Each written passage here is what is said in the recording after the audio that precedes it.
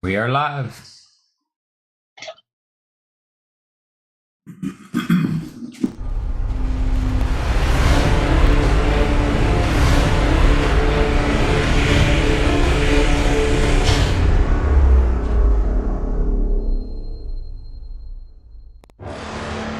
Shalom, covenant keepers and children of Israel. You're listening to Awaken to Torah Ministries, where spirit and truth converge. We are a listener-supported ministry and ask that you prayerfully consider supporting this work. This ministry is focused on revealing the message of Torah as taught by our Jewish Messiah, Yeshua. Your donation will be used to further a ministry devoted to exposing the lies that we have inherited from our forefathers, as Jeremiah 16:19 clearly declares. You can contact us at 77690 South 4680 Road, Stillwell, Oklahoma 74960, or join our mailing list at awakentotorah@gmail.com. We look forward to meeting you when we once again are sheltered by a cloud by day and a fire by night on our way to Jerusalem. Shalom Aleichem, and we'll see you there.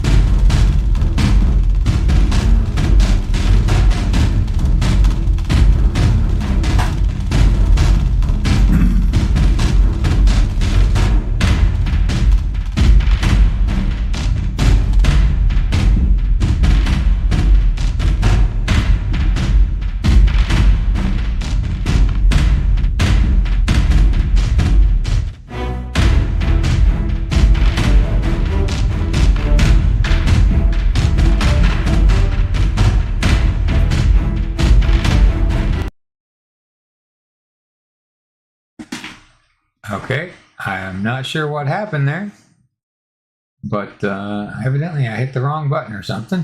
So I am going to just speed that up and we'll get to right there.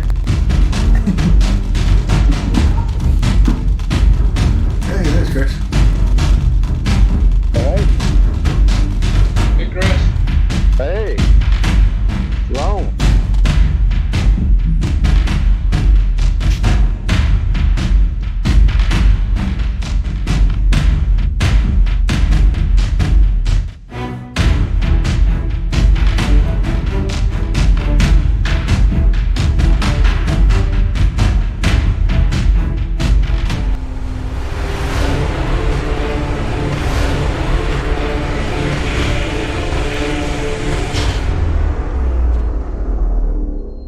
All right, welcome to the Tents of Israel. I'm your host, James Gillespie, as always, and we have Mr. Chris Jones and Ryan Knoll on the line with us. You can see kind of David popping in and out of the background here.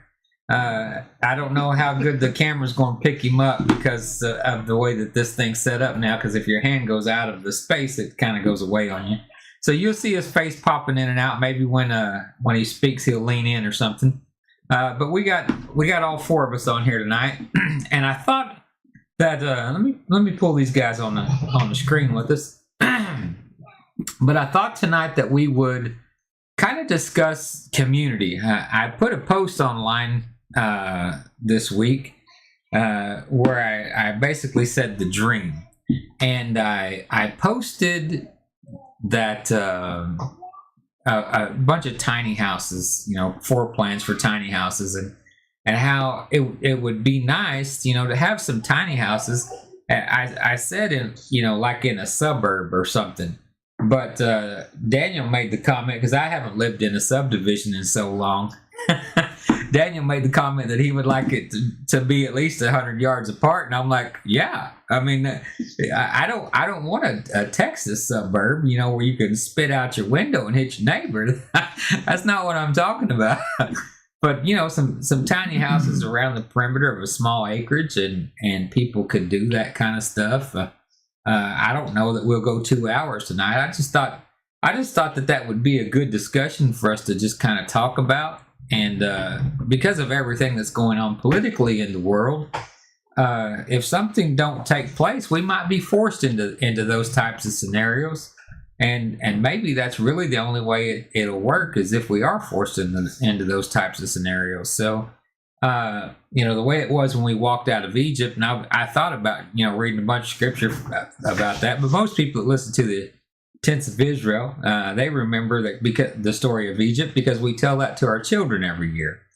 But I thought that when we're doing that, when we're talking about, us coming out of Egypt, and how people knew that it was coming, they had saw the plagues, they had been through them, and kind of the same way we are right now. We see what's happening.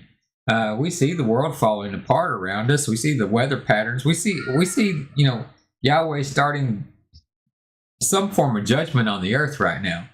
And we don't want to close our minds to it and be blind to it. So we need to pay attention to what's going on. And if we're paying attention to that kind of stuff, then maybe this is the transition period where we are, packing our stuff and getting ready for the angel to pass by, and we get our marching orders to leave, and or to not necessarily leave the country or leave where we're at, but we might have to leave society. I don't know if y'all been hearing all of the background chatter. By the way, y'all's both on the screen, but I don't know if y'all been hearing the background chatter, but they're saying that somewhere, mid-September, they might be looking at another lockdown and putting face diapers on again and all that kind of stuff. And I'm getting me a shirt right now that says, "I will not comply." So, yeah, you guys just jump in anytime you want to on those topics, but well, make me one too. Yeah. Yeah. I don't know. I didn't wear one the whole time last time. And the only place I wore a face mask to is when I would have to go to the hospital to pray for somebody or something like that. Because there's sick people in hospitals. I can see the validity of having to wear a mask in a hospital. But for an old soldier like me, been stuck out in 107 degree weather in a gas mask and a mop suit in the middle of the desert, putting a mask on my face does not do me well. And I guarantee you I'm a whole lot more dangerous in that face mask than I am out. So it's in everybody's best interest for me to not have that thing on my face. They made me wear one the other day working in a clinic. Oh, they did? Yep. Well, I read this thing that a lot of these hospitals, especially on the East Coast, put out orders this week that all of their staff next Monday is supposed to show up in face masks because of the uptick of COVID. And then today, my brother Billy and his business partner Bud was out here, and Bud's son, we call him Little Bud, he had taken a cruise, an Alaskan cruise, and he was on the cruise ship for 2 days, and then he started coming down with something, so they tested him, found out he had COVID, and so they quarantined him to his room until they got up to Anchorage, and then when they got to Anchorage, kicked him off the boat and making him fend for himself. I don't even know if they gave him a refund, but really? ain't that a kick in the head? You get COVID on the boat, and they kick you off after you paid all that money, and yeah, I don't even know if they're going to give you a refund. Man. And you got to make it home from Alaska? My yeah. So I That's the world we're living in now, though. Well, that's I- number 1,223 reasons why I won't go to on a cruise. Just add Well, it to the list. you, hold on a second. I'm gonna clean this camera. This camera's looking pretty shady on me here. So let me clean this thing, and maybe it'll show up a little bit better. Chris sounded real glitchy. Hey, there, I got a clean face now. So my face looked dirty before, but anyways, I heard this story, and we're talking about community, and the story today. I happened to listen to Fox News driving down the road. I haven't listened to Fox News since they went woke. I haven't really listened to them very much, but and especially since they fired Tucker, I just and I wasn't even a big Tucker fan, but at least Tucker, whether I agree with him or not, I believe he tried to tell the truth. So, with the information that he was given, but when they fired their number one TV personality, that right there should tell everybody. Anyways, we're not talking about Fox News tonight.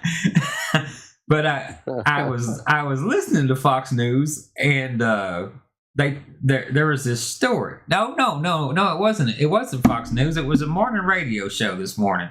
So now I didn't even have to tell people I was listening to that show. I just outed myself. But I was listening to a morning show early this morning, and the story comes on that this lady and her husband are going on vacation, and they get on a plane. Well, when they start to board the plane, they call them up to the front and upgrade the husband and the wife's ticket to first class, but they don't upgrade the kid. So this lady gets on the plane, and she starts going around trying to shame everybody in first class to give up their first class seat to her kid. So, I mean, this is the world we live in. They got a free upgrade, and instead of one of them taking the kid's seat and letting the kid come up there and sit with the other parent in first class, or both of them, saying, we give it to somebody else, upgrade somebody else because we got a kid. They expected somebody who had paid for first class to give up their seat so their kid could sit with them, and then threw a fit when they didn't. I mean, just hearing that story gave me a guttural response that I wanted to choke these people out, and I don't even know them. So Ryan, you fly a bit and I fly a bit. If somebody come up to you and ask you to give up your first class seat that you had paid your hard-earned money for, what would be your response? I'd just tell them go get lost. Yeah. How could they expect you to give up a first class seat? That's a first class seat. That's my thing. I mean, me, Chris, and Steve. Last month we flew somewhere, and we were out taking a joyride, and of course none of us had the money for first class, so we were all sitting shoulder to shoulder, and I mean we did fine in coach, but if I had one of them first class seats that would have reclined and somebody been up there rubbing my feet or something, there ain't no way I'd give that give that away to somebody, So especially, I mean, we didn't even fly very far, but those tickets were almost $800 a piece, and they were for coach. I can't imagine what they were paying for first class, and especially if you got first class the day or two before the plane was leaving. Well, yeah, I mean, you gotta earn those. I mean, you earn those. It's just like, if you fly a lot, you get frequent flyer miles, and then you can buy a regular seat, and then they upgrade you, if they got room. So you earn those upgrades. Yeah. They just hand them out. You have to earn them. I mean, you got to work at it, or you got to pay for it when you do.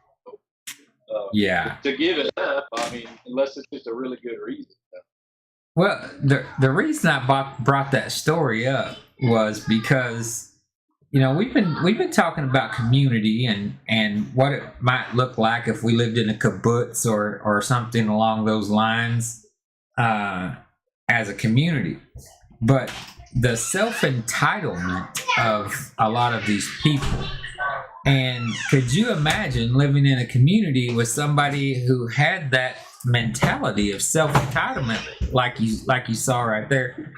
Sorry, we have some guests showing up late for Shabbat, but we're Mr. Danny Arbelo's here. We're live on the air, Danny. Y'all can see him kind of walking in here. But we got Danny. Now we got 5 guys here. So we got David Hooven, Danny Arbelo, Chris Jones, and Ryan Knoll, and James somebody. Shabbat shalom, brothers. So, Danny, what we're talking about is community, and Miss Francine says Shabbat shalom to everybody as well. Glenn Hoffman says got his house on wheels. But anyways, what we were talking about, Danny, before you got here was community, and that's been a topic of discussion in our relative circle for a few months. And I told this story about a woman that got on, her and her husband got upgraded on a plane to first class, but their child's ticket didn't. And so they went around to the people who actually paid for the first class ticket and tried shaming them into giving up their first class seat. Oh man! So their child could sit in first class with them. And when they didn't, threw a fit and got angry and just told them all basically that they were all terrible human beings for not giving up their first class seat. But anyways, in the sense of community, when we're talking about community, what do we do with somebody who feels like they're entitled, like this lady does? Inevitably, that system of equity, that it doesn't matter. I mean, every one of us has been on a job, and especially if we're really busy on that job, we always feel like we're doing more than everybody else around us. But they're doing their job as well.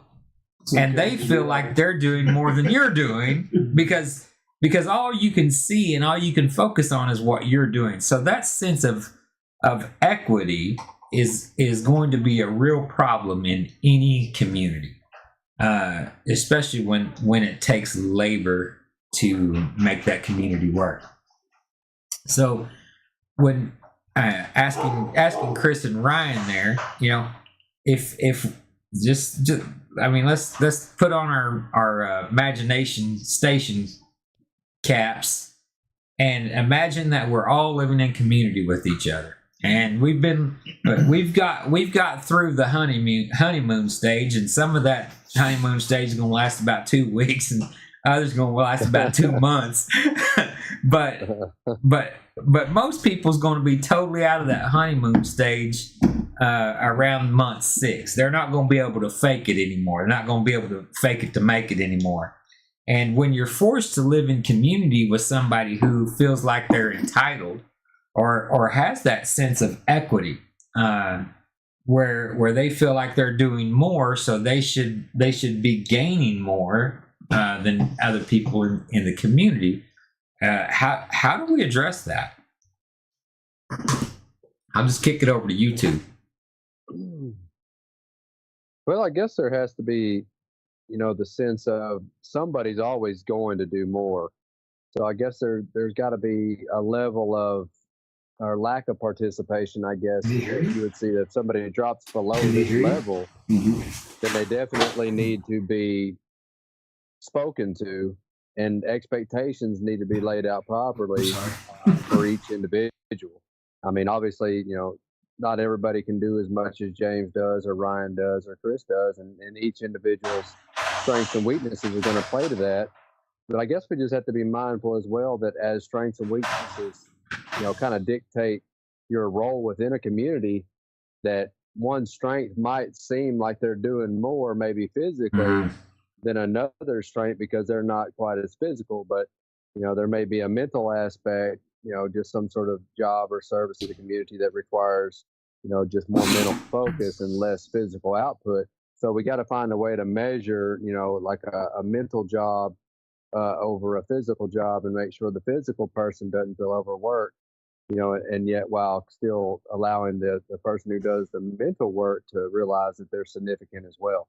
I don't know. I've never lived in a community like that, but these are just some thoughts that I have, going through how to make sure everybody's held accountable and to not feel that sense of entitlement that they should have people, pampering on them, which is obviously an anti-scriptural mindset anyway, that we're supposed to be servants one to another. So if they had that mindset that they, were better than another, we would have to evaluate whether they should be a part of the community to begin with.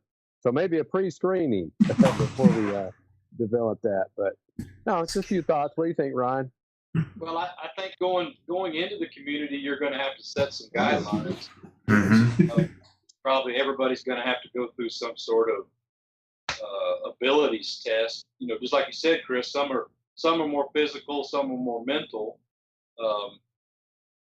Some people would rather do more mental work than they would physical work. Some like us like to do more physical work than do mental work. So you definitely have to do some assessing. It has to be everybody has to, you got to evaluate everybody's talents and abilities and write them down, and then there has to be some sort of accountability. If you slack off or get sick, or somebody has to do your chores, regardless if you're doing them or not. Somebody's got to get it done. So, well, not only that, but you have to figure out what everybody can do. You got to get everybody a slot, a position, and then they've got to hang in there. Mm-hmm. Well, I think in any community that you're going to have to, before you ever go in and before you ever think about going into community, you're going to have to count the cost. I mean, as Scripture says, and you're going to have to figure out all of those jobs. Who's going to take care of the agriculture? Who's going to take care of the animals? Who's going to be in charge of those things? And are they good at delegating? Every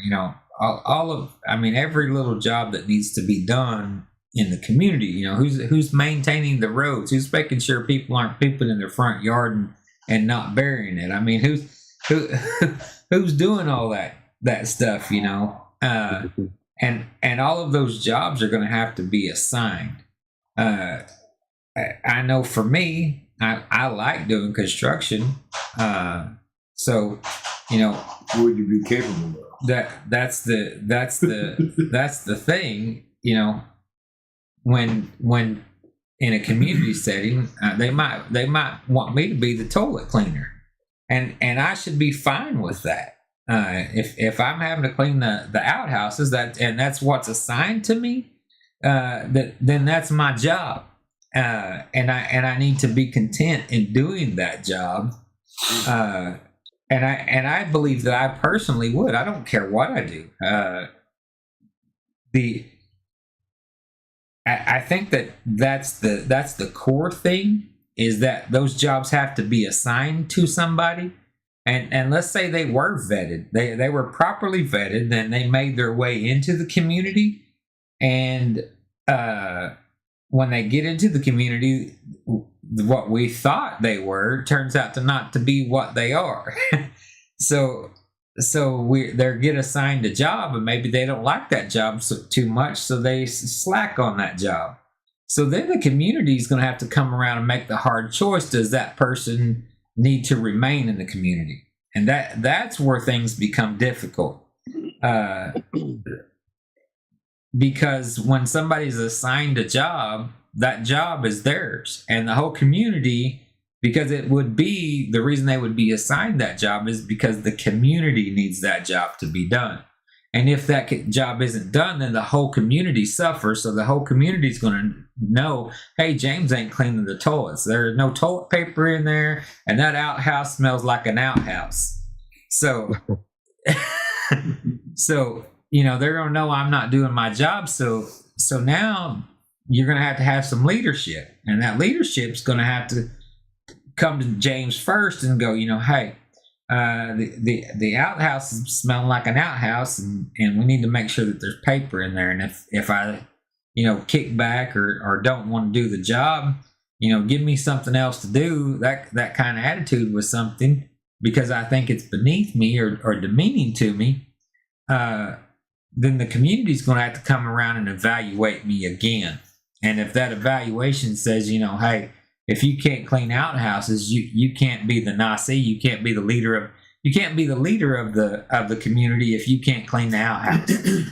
And or any other job. Or any other job. I mean, that's every job needs somebody to do it, and I think it goes back to scripture that whatever we do, whether it's cleaning outhouses or it's the mental aspect of teaching the Torah to the community. Either one of those has to be done, and they have to be done as though we are doing them to Yahweh. And if that can't be done that way, then the whole community is going to have to come around and evaluate that person and say, hey, we're going to give you 3 months or 6 months, and if you don't feel like you can do this, you just find you somewhere else to go. And that's going to be the hard thing. That's going to be the hard decisions. But the one thing I try to remind people of is, although a bunch of Egyptians walked out of Egypt with us, a bunch of Hebrews stayed. And we're going to have to realize that. Some Hebrews ain't making it. Some people don't need to be part of your community. And I know that stinks. I tell people, in our personal group, that I could probably with 3 to 5, maybe 6 families, let's say 3 to 6 families that I know right now, that if things went south tomorrow and we had to live in community, and even with those 3 to 6 families, I'm not saying it's going to be roses and peaches and we're going to have sunshine. It's going to be some trials and tribulation, but I think I could get by with them. But there are another 3 to 6 families in our group. We might be able to get by with them too. That on about day 36, I'm gonna be looking to dig a hole with my backhoe. That's it's gonna be survival of the fittest about day 36 with some of these people. but the Father knows, and I believe He'll direct our path in all of that. Danny, you got anything? Oh, hold on. Glenn Hoffman says, give them a second chance. If they don't straighten up, then they get tossed out of the camp. Yeah, I mean, nobody's getting tossed out of the camp unless they've committed a sin unto death. I mean, I think that has to be the rule. And the only other way that somebody gets tossed out of the camp is if they refuse, to live by the community guidelines.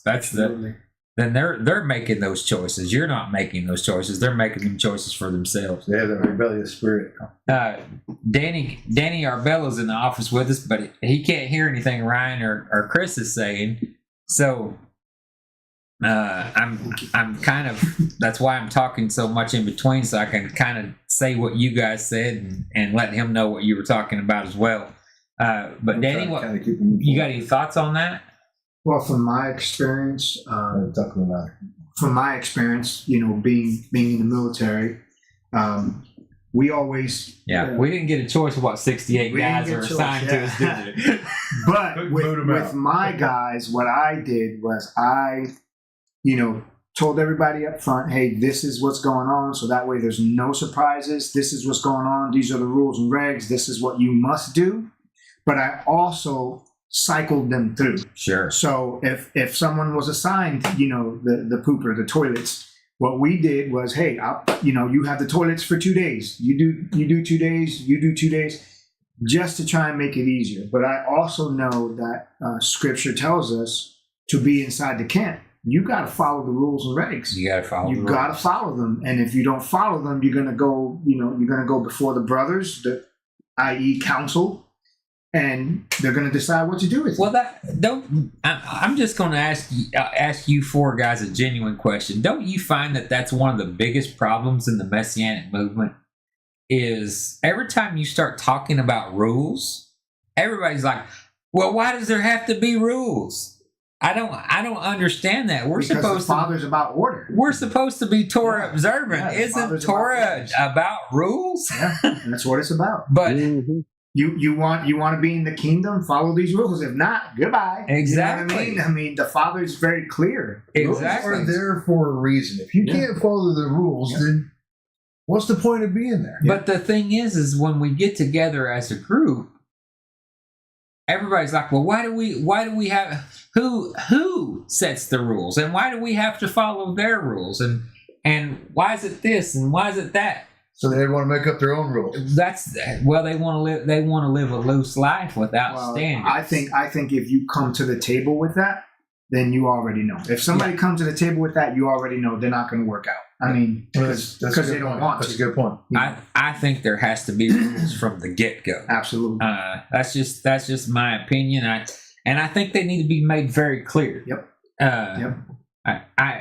One thing I tell people about the military that I loved is, and I had my head stuck in a book most of the time I was in the military, but it was ARs. I would read ARs religiously because I wanted to know what ARs, for those who don't know, is Army regulations.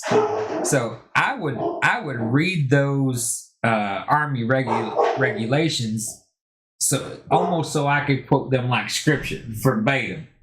Because I knew as long as I was working in the confines of those Army regulations, it didn't matter if a 4-star general come up to me, I could quote the Army regulation to him, and I mean, I would still do what he said because he's a 4-star general, and absolutely he has the authority to make me do whatever he wants to do.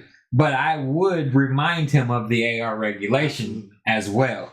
But if he told me to do something different, I would have to assume that there was a reason he was telling me something different, and he didn't have the time to sit down and explain it to some little buck sergeant like me, you know. And I think that those same kind of standards would have to be applied in a community where, you know, everybody's job is defined, and everybody's personality.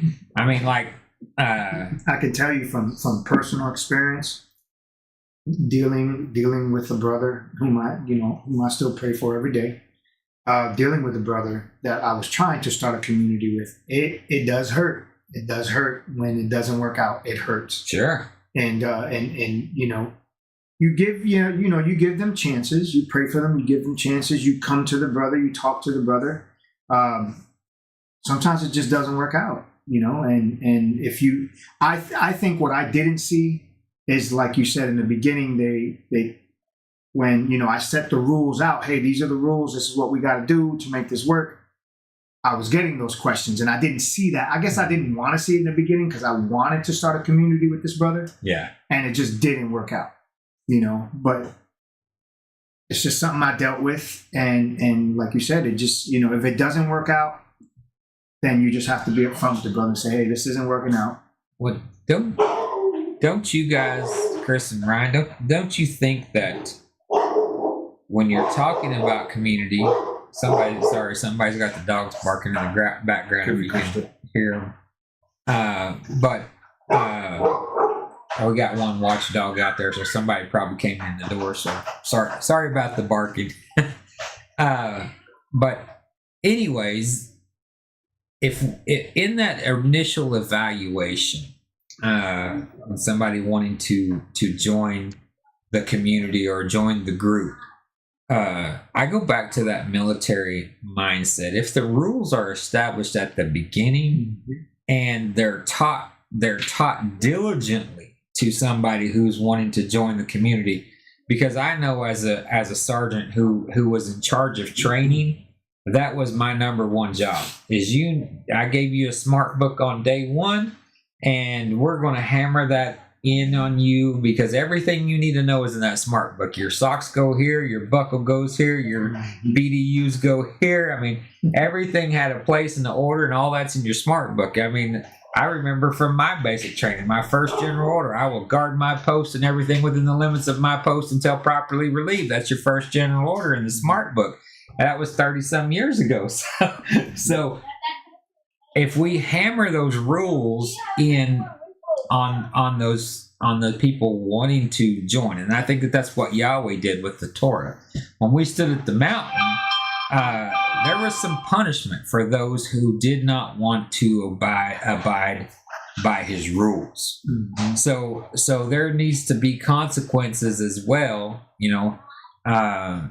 in that type of environment, that type of community. Here's my question. Say we are all in that type of environment. We're all in that community, and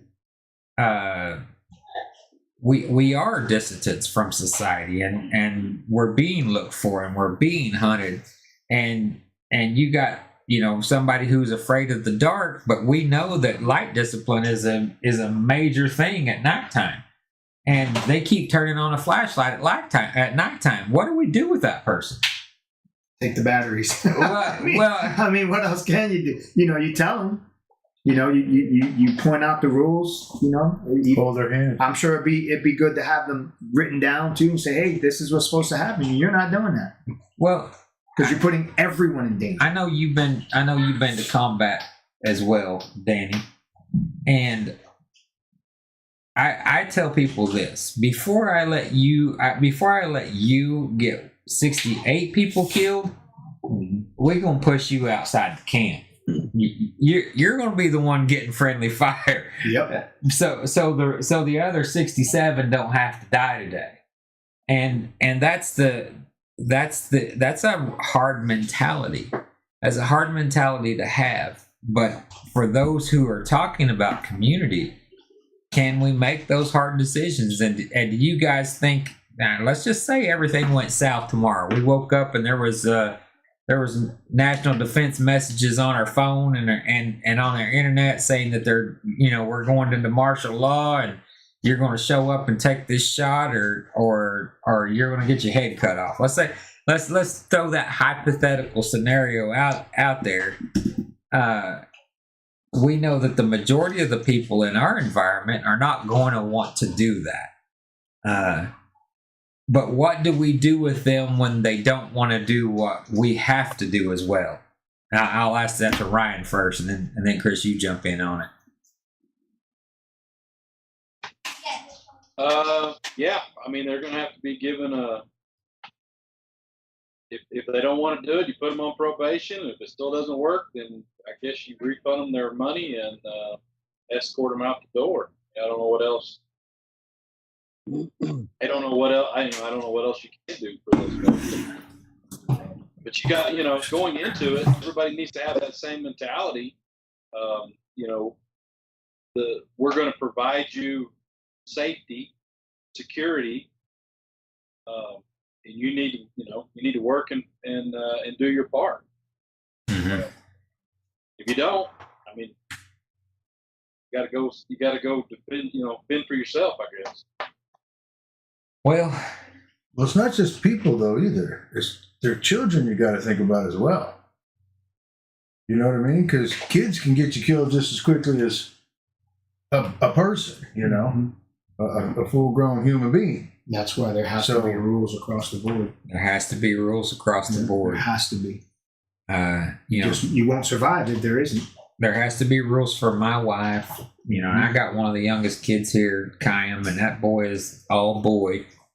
All loud all the time. Yeah, I mean seriously, and for some people that can get on their nerves. Sure, because it's not their kid. I mean, everybody we know has kids and they think their kids are great, but no, some of your kids aggravate the crud out of me.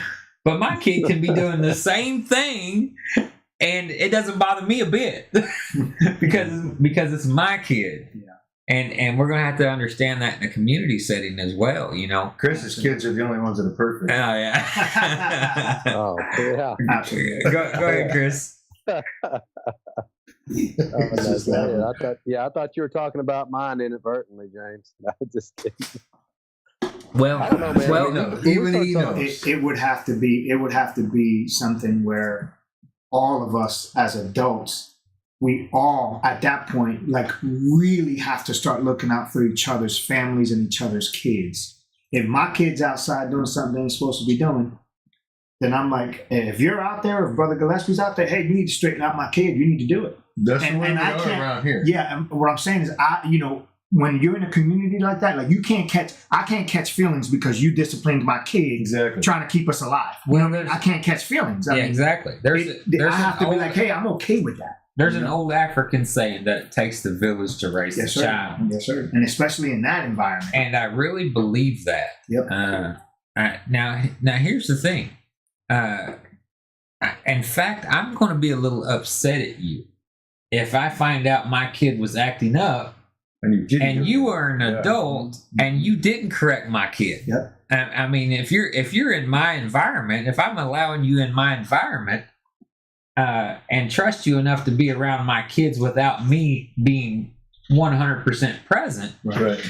then you should have enough understanding that that's James saying, hey, if my kid's getting out of line, Yep. snap them back. Snap them back. Now that doesn't mean put your hands on them. I mean, because you put your hands on them in the wrong way, that's going to create another whole You issue. snap back.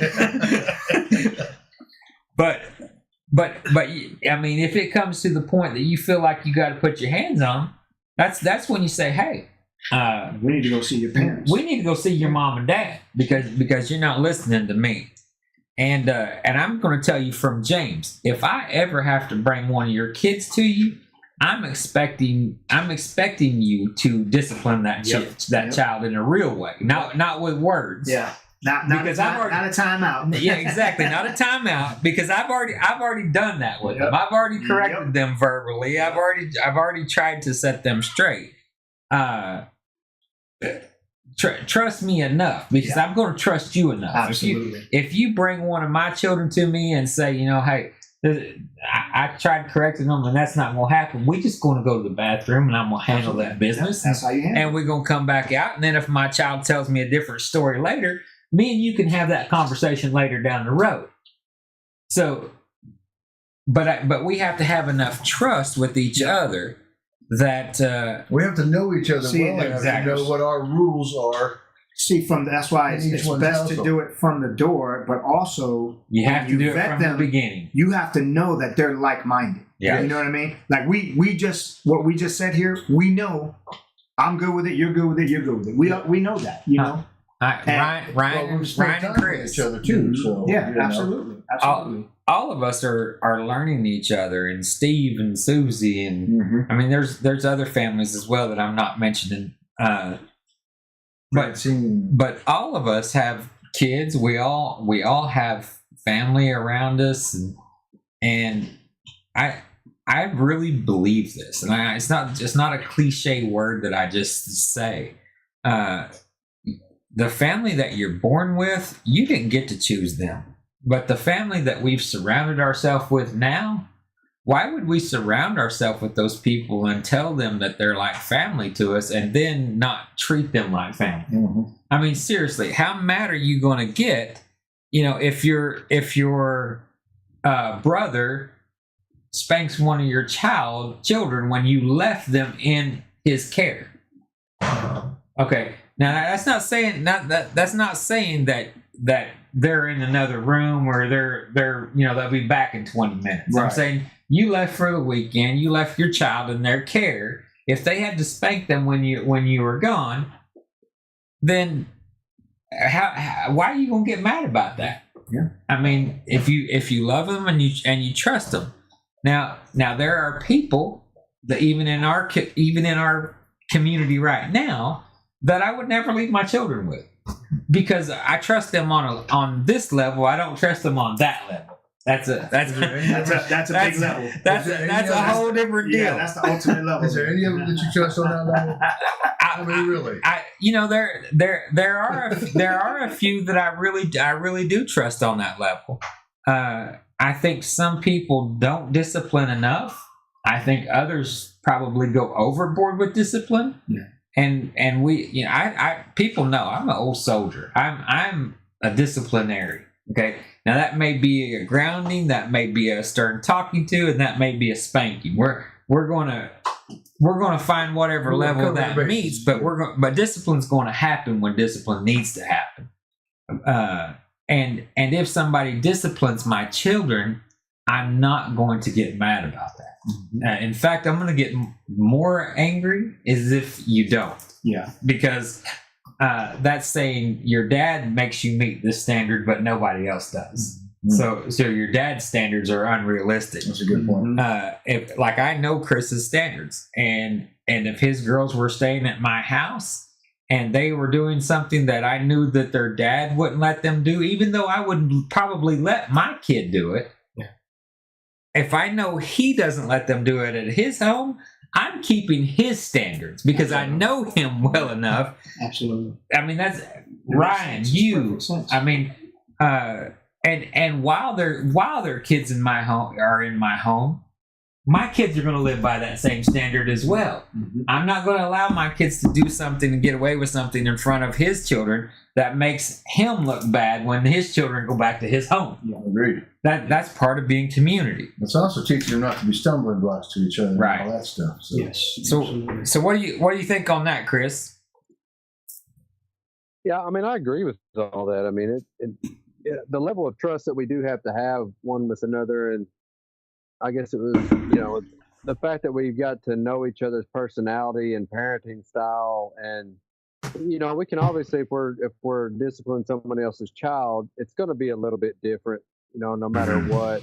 Our personalities are going to come through, but it's just that level of not taking it too far, and I think really and one thing that we've lost, I think, in this society nowadays, is teach your children to receive discipline from other parents and other people within your circles, and even adults outside. Obviously you wouldn't want to let a stranger adult put your hands on you or anything like that, but children these days just don't respond really well to adults, and almost don't even realize they're there half the time. I mean, as we were growing up, you would see an elderly couple or something like that and hold the door for them or move out of their way, and a lot of the young children today, or teenagers even, will just push right past and never even notice they're there. So, I mean, I think that's one thing that just as a community we can all be conscious of, is to train our children to respond to other adults, especially if they're within our community, in a respectful way. And just know that, they may have a way of correcting that isn't just like their parents, but they still need to be okay with it and not be disrespectful. As we go, just thinking about all this, though, and what type of community, man, I mean, my mind kind of goes all kinds of different ways, because on one hand, we're talking about, okay, a community that we could set up right now in the world that we're in, and we would just be trying to live, together.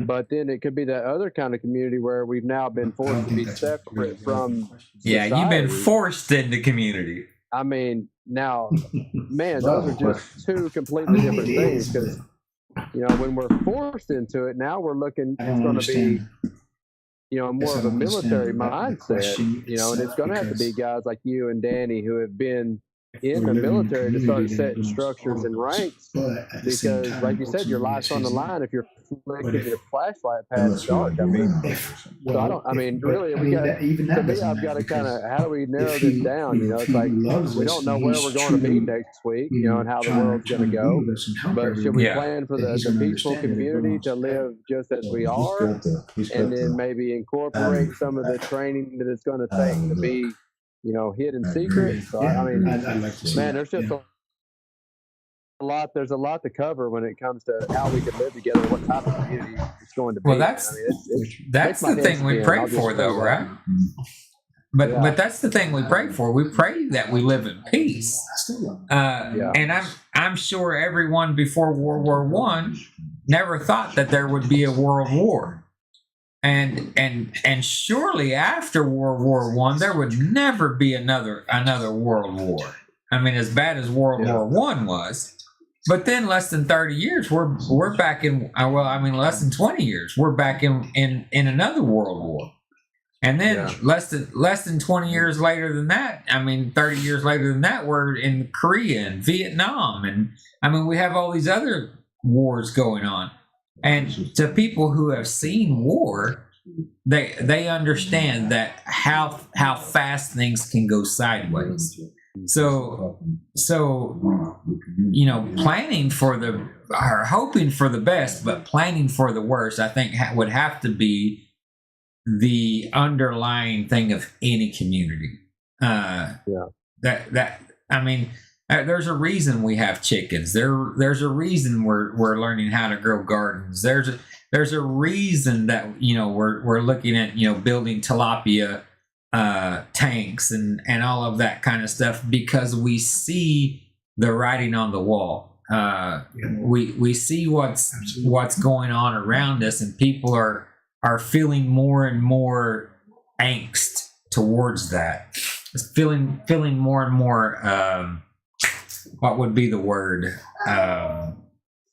There's a sense of urgency. Agitated. I wake up in the morning. And most people who know me, they know that the first thing I do is, I pray, of course, but then I try to find somebody or something in my environment that has something inspirational to say. So I will go online and look for something inspirational to start my day off on a good note, because I always want to start everything out good and not be the old soldier jumping up out of bed, start barking orders. I've done that for so many years that I had to retrain myself not to do that. I was probably a little bit too hard on my kids growing up because of that military mind, and that's one thing that I think that you guys actually kind of do a lot better because of being just a disciplinary type guy and having to keep people in line my whole life. When you take your shoes off, they don't go in the floor. They go in your closet. That's where shoes belong. When they're not on your feet, they belong in your closet. And ensuring that happens sometimes creates some conflict with people who are not soldiers. So, we also got to make sure that the rules we do set are rules that can be met by those that we are allowing in our community. If we're setting rules that we got a guy in a wheelchair, and one of our rules is you got to walk 15 feet. Well, is that a fair rule? No. Well, that's kind of how the oral laws got set up, isn't it? Well, it is. So of course, as Torah observant believers, we all say, every one of us, if we sit here right now, what would be the number one rule in the community? Well, we all got to keep the Torah. Okay. Now, whose version of the Torah? Yeah. What does that look like? What does that mean? This question here about who would own the property. Is that really a valid question? Danny and I were sitting here talking about that. Does it really matter who owns the property? It absolutely does. 100%. Because somebody's going to see that one person who owns the property can kick anybody out they want. If they own the property, it's their property. So they would have ultimate control and be able to kick off anybody they want. If it came down to it and they were the ones who weren't keeping the rules, you're not going to kick them off their property. So then the whole thing falls apart. Exactly. So it's destroyed. So the land would have to be bought in my opinion, okay, I believe the land would have to be bought by the original group that were wanting to go into community and be placed in a trust where nobody owned the land. The trust owned the land. I think that would be the only way to do it. What do you guys think on that? Yeah, I agree with that. We do it. Oh, they're speaking over each other. What was that? Go ahead. I said, Ryan. yeah, put it in trust. I think that's probably the only way you can do it. So with a trust, do you have a council? Well, absolutely. So I actually own some land at the veterans community So does Dan. out of Wilburton, and you buy into the trust. So you say you own land, you don't. You own a piece of the trust. So because you own a piece of the trust, that gives you access to the land that is contained in the trust. Is that kind of like what we do now? So paying the government our taxes? Kind of. But so the way it happens now is if I don't live on that land, somebody else can occupy that land. Okay. So if I want to go live on land, whatever land's not being occupied, then I could go live on that piece of land, build something on that there. makes sense. That makes sense. But the real benefit is I can be buried there. No matter what. Me and my family, we can be buried there. So the real piece of land that you bought is that final piece of land that you're going to own. So, and the same could be true with the trust. I mean, something could be established along those same lines. A little community cemetery. But the only way that's going to work is either each person buys their own portion of land in a relatively close proximity, or the land has to be purchased and put into a trust. Okay. So, and then you have to figure out who's going to run the trust. That's what I was wondering. And the rules concerning who's running the trust. Is it a dissolvable trust or is it a non-dissolvable trust? I mean, all of those things would have to come into play. So what I'm saying to a lot of people who have for the last year and a half been talking to me about community, in my opinion, right now there has to be a lot more talking about community. But the problem is when we talk about community, there will be 20 people pop up and try to poo-poo on the ideal of community, and this is why it won't work. We're not trying to figure out why it won't work. We already know why it won't work. We're trying to figure out how we can make it work. Because there are Jewish kibbutz in Israel right now that have been there for the last 70 or 80 years. They've functioned well. How do we as Messianic Jews get to that place that we can live in community with each other the same way they do? Yeah. So what do you guys think on that topic? I haven't figured that one out yet. I There's guess the problem. It seems like the people who want to have all the reasons why we can't do it are automatically starting to disqualify themselves instead of, trying to create, active questions of how we can move forward and what kind of foundations we can build upon. Because it'd be brand new to all of us. I mean, living in a community of, say Stillwell, Oklahoma, or Denison, Texas. I mean, you live within the greater community, but you don't really live on an intimate level, that we're called to live in as far as, our faith in Messiah. And we haven't been, society hasn't pushed us into that realm of things. So I think some of the waters are definitely going to be uncharted and we won't know until we get there. But, it seems like the people who want to, we start moving forward as we're doing and having these discussions and brainstorming together.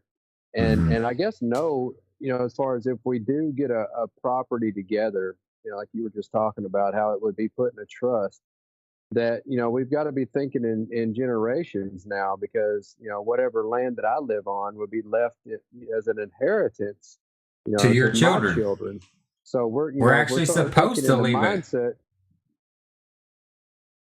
Exactly. So start thinking in that forward mindset of not necessarily, how things are today, but how they're going to look in the future, and start trying to project, cast a vision so that we are leaving an inheritance, and not just a land inheritance, but an inheritance of community, of an extended family, of one that has your back based upon the principles of the Creator and based upon the testimony of the Messiah. So I think we're moving in the right direction. Like you say, if we got all the haters out there, they can just go off and start their own little country club or whatever they want to do, and we'll continue to move forward.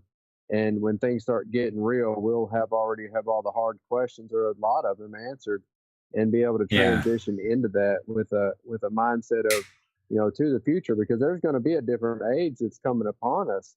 and we don't really know exactly what it's going to look like. I mean, we can think about it, and, and I had, just, man, how's it going to look as we transition into this, Messianic age or this Sabbath day's rest? I mean, I think that it's probably going to be a little bit different than all of us think that it is. So for us to be preparing like this, it may be the way we transition in to that Messianic age in these communities, but I don't know. Well, it's still kind of a blur. Ryan, isn't it going to look like it did? I think that our exit from Egypt before we went into the Promised Land is going to kind of mirror. I hope it doesn't take us 40 years, though.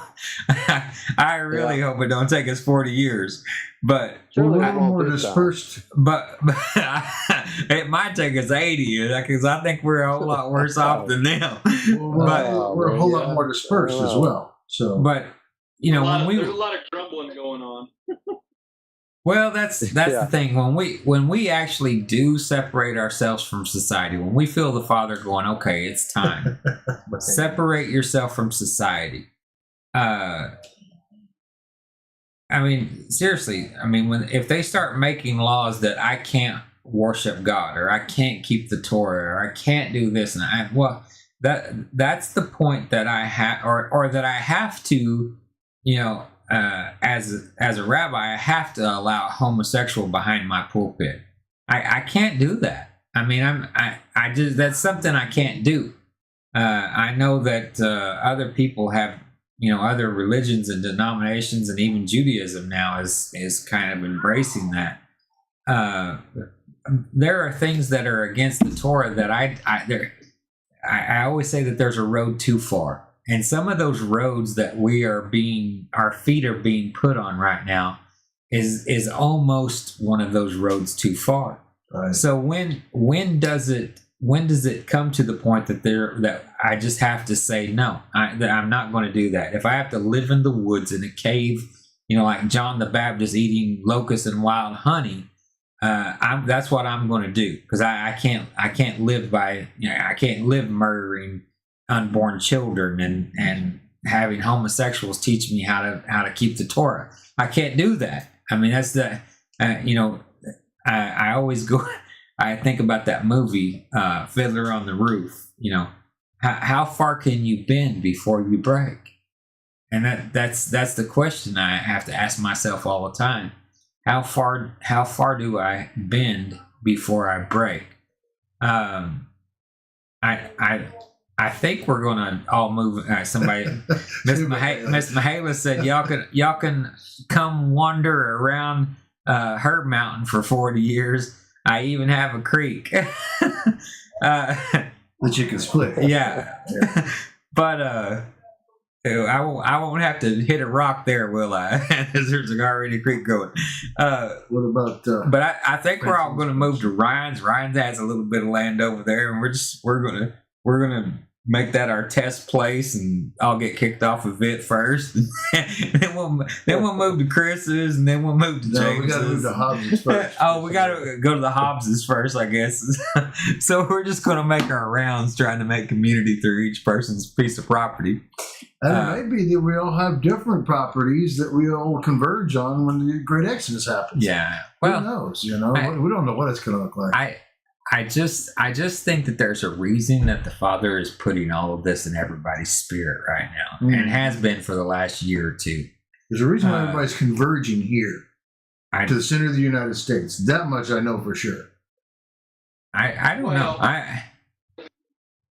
Go ahead, Ryan. I mean, so it's intimate. I mean, we got the government wanting to build 15-minute cities. Absolutely. To lock people down into one area so that you can only travel within that your confinement. You're confined right there in that 15-minute city, and they're pushing people out of the country into these cities. So I mean, yeah, we just got to set up camp outside those things right here where we're at. Today we went to a Homesteaders Expo outside of Springfield. And we had, it was packed. One of the speakers, Joel Stalin, world-renowned farmer. He grows poultry and chickens and cattle in Virginia. He was guest speaker, and he's like, guys, we're part of you. You're part of the revolution. Said we have so many people moving out of the country or moving out of the cities into the countries to learn how to grow chicken, grow beef and grass fed and take care of the land, take care of the grass. I mean, God's putting this into the believers' hearts, and he goes around and puts on these expos, and he's an editor to one of the magazines. He goes to Washington because he's up there. He actually sells his chicken stuff into DC restaurants. I mean, he's big time. But yeah, he said y'all are. He said we're right in the middle of a revolution here, and people are not. Missouri, Arkansas, right here in the center of the country. He said this is where it's at. This is where it's happening. He said people are really digging in, trying to learn how to live off the land and be in community. And I mean, it was a great event. But yeah, it's happening. And a lot of people, all walks of life were there. It's not just there was people from everywhere was there learning how to live off the land, how to be. So it's happening. Father's putting it on all of our hearts.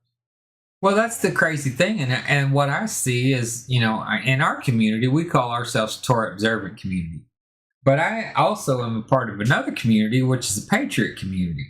And when we see patriots who, basically claim no affiliation to God other than they love God, I mean, they're not trying to walk out Torah. They're not trying to do all of those things, but they're feeling the same things we're feeling. They're moving the same direction we're moving. That absolutely puts me in the mindset of Egypt, because they saw it too. It wasn't just saw what God's people were going to. It wasn't just Israelites walking out of Egypt that day. No, it was a bunch. It was the sojourner that came out with us as well. So Egyptians too. So when we see, that's what I'm talking about, the sojourner that came out of Egypt with us. So when we begin to really see what's happening here, and people like Ryan or Chris or James or David, buy 8 or 10 acres and try to farm some chickens or some goats or some tilapia or a garden or something, trying to be self-sufficient and feeling compelled to do that. I don't know anybody who is absolutely compelled to do hard manual labor because if you've never raised animals or crops, you don't know. It's manual labor to try to subdue the land to make it produce to you. That was the curse. That's the curse that Yahweh gave Adam. That you would work by the sweat of your brow. And whenever you try to subdue a piece of land and make that land yield to you enough to sustain you, that's labor. And for people to be being compelled to do that at such an alarming rate right now, there's something going on. The Francine says I can grow watermelons. Easy. If you think it's easy, go plant you a big old garden. Go plant you a big old garden, see how it works out. You got insect life and fungus and chickens get in there. I mean, just go try your big old garden, see how you get along. Yeah.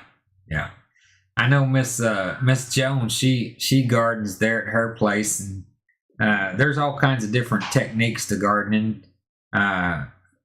I saw this one guy who was gardening. He did it in layers. He would, like the stock plants and something else growing under the stock plant and then something else growing under that, and they all work together. That's like Robin's food forest. And that might be all right. See, I'm still kind of on the edge because I just am really literal about Scripture, and so I don't want to sow corn in the same row as I sow beets in. I think if it's a row of corn, I got to sow a row of corn. If it's a row of beets, I got to sow a row of beets. That we don't mix our crops the same way we don't mix our clothes. That's the way I feel about it personally. I'm not saying that's for everybody else, and that Yahweh may not even be talking about a garden. He may be just literally talking about a crop. So you don't cross pollinate your crops. Kind of like a sheep coming down. I may not be smart enough to figure all that out. Is what I'm saying. I got my own little lane. I probably just need to stay in it. But I like raising animals. I like raising my own food. I like doing that kind of stuff. Here lately, it doesn't seem like I've been doing much of any of that. Just been so busy with other things. But I know that where my heart is, and I know where everybody else's hearts is. David's growing a crop or gardening. I know Miss Koska is growing a garden, and Miss Jones, grows a garden and does foraging. She's kind of our foraging lady of our group. It's just amazing how I told people last week we had a big thing at the synagogue. The women did a tea there, and I told everybody how amazing the women of our group are. Truly amazing. I mean, just amazing. Miss Koska, Miss Susie, Miss Robin, Miss Floridel, Miss Krista. I mean, we could raise them all. Yeah. Yeah. Miss Francine, she said, I was talking about I want to raise crops and animals, and she said basically I don't have time because I'm raising people. But that's true. Francine, she learned how to butcher some chickens last weekend. Oh yeah, she came. Her and Jeff came down to the Knoll farm and got to learn how to butcher some chickens last weekend. I want to come next time. And that's all of that. It's all skills. I remember as a kid, I don't ever want to pluck another chicken in my life. we would get 100 or better and have to pluck them all and get them all cleaned up, put them in the freezer in a day so they didn't go bad on That's you. a lot of chicken in a day. That's a lot of chickens. Goodness. And and the old school way too. You didn't have something to spin them around in, take their feathers off. You sat there and started from their legs going up to their neck, just plucking feathers, pulling feathers. By the time you got done with those chickens, you looked like a chicken. You had feathers from your head to your toe. But that's I remember that as a kid. It was. I'd say it like it's a bad thing, but those are some of my best memories as well. Growing your own food, eating it. I'd come home from school and go out in the garden and just pick something to eat. Most kids will never experience that, and I find that sad. That you don't have a garden outside your house. This is my first one that I can really say I can go out and pick a cucumber or a tomato, and I've had it here and there, but never all at the same time. But I read this thing that before World War II, that we lived on family compounds. And I started researching that, and it's absolutely true. Before World War II, 80% of United States people lived on family land. When you got married and you got a wife, you got an acre of land from your mom and your dad, and you built you a house on it, and you stayed there and you helped them, take care of the land, take care of the house.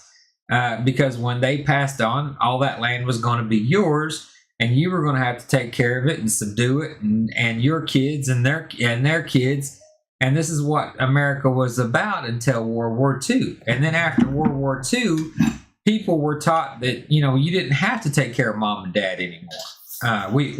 We got a chicken in every pot at that point, and Social Security got implemented, And now, the government gets to take care of mom and dad. The children don't have to anymore. So you just move on over into New York and, go make a big old living for yourself. And then when you do return home, look down upon your mom and your dad and your brothers and sisters that stayed like they're poor country bumpkins that couldn't do any better for themselves. When nothing further could be from the truth. Those people who stayed behind, are actually better off. They're not ashamed to spend the night in the house that they were probably born in and grew up in. They're not ashamed of those things. And I don't know how our society has slipped so far that we would look down on a brother or sister, an aunt or an uncle that decided to, not go pursue a career. Stayed in their hometown working at a gas station just so they could look over their mom or their dad or their grandma or their grandpa and make sure that they were all right. Because I'm going to tell you that right there, that's a real human being. That's somebody who really knows what life's about.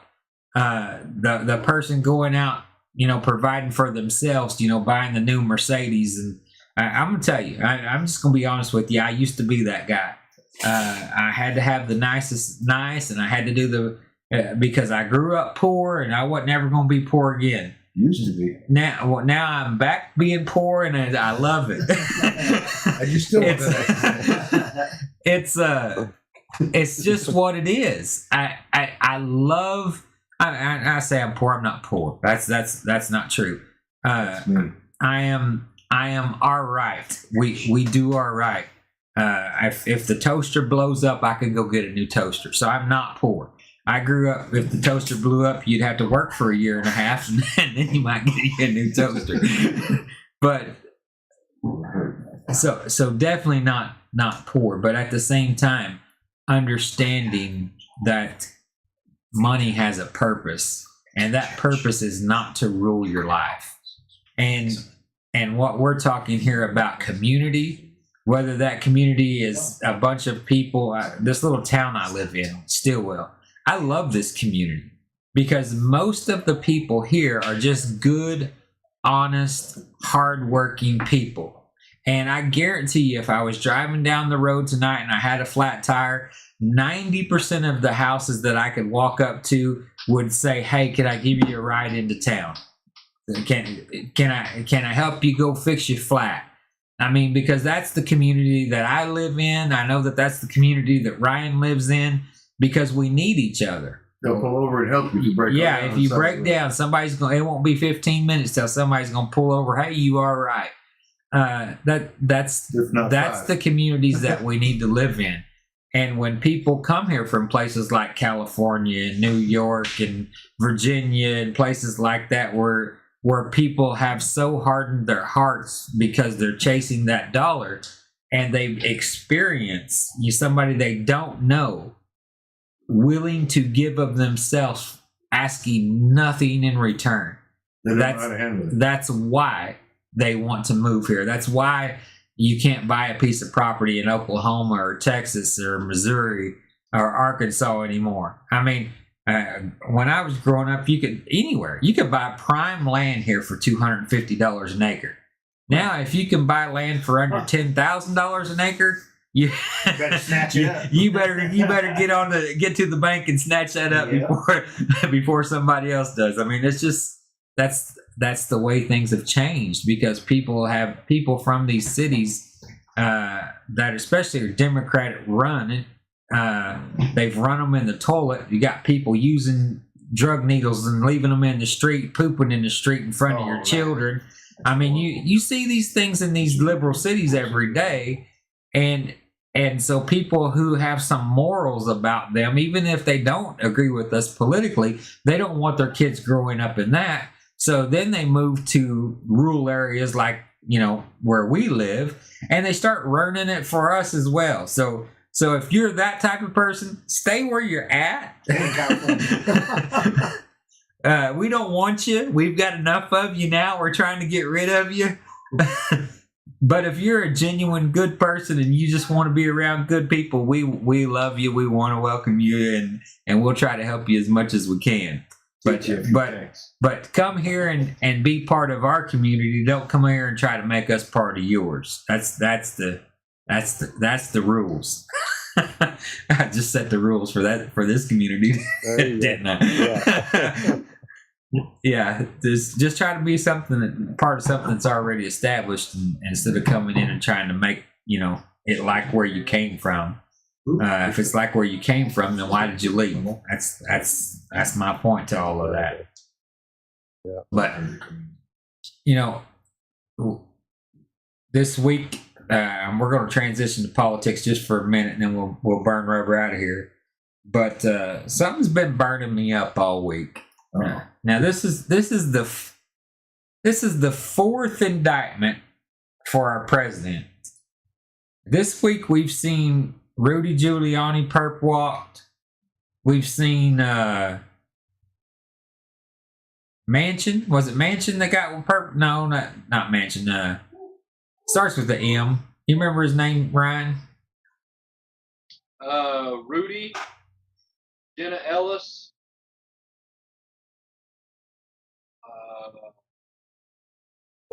One of them was a communication. Sidney Powell. Who? Sidney Powell.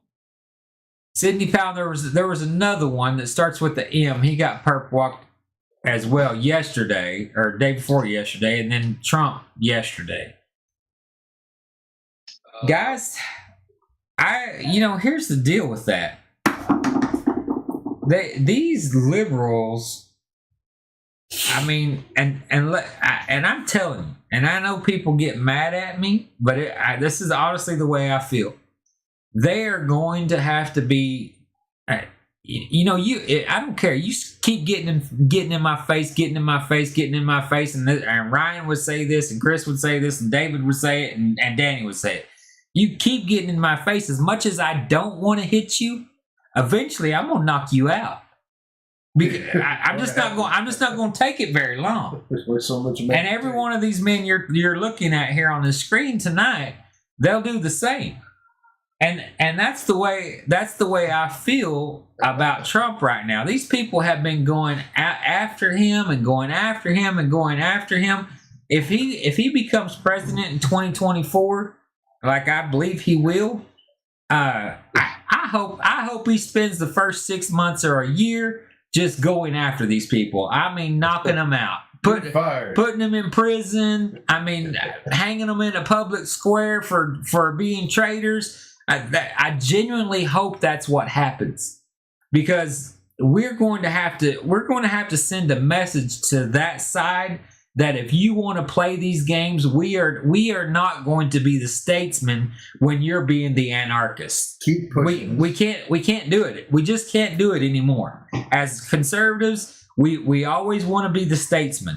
When we're dealing with anarchy, we have to become the blunt end, that when they run into that, they will never want to run into that again. All this stuff about blocking the traffic and all that crap, that's got to stop. All we have to remember is Ronald Reagan and UC Berkeley. Oh boy.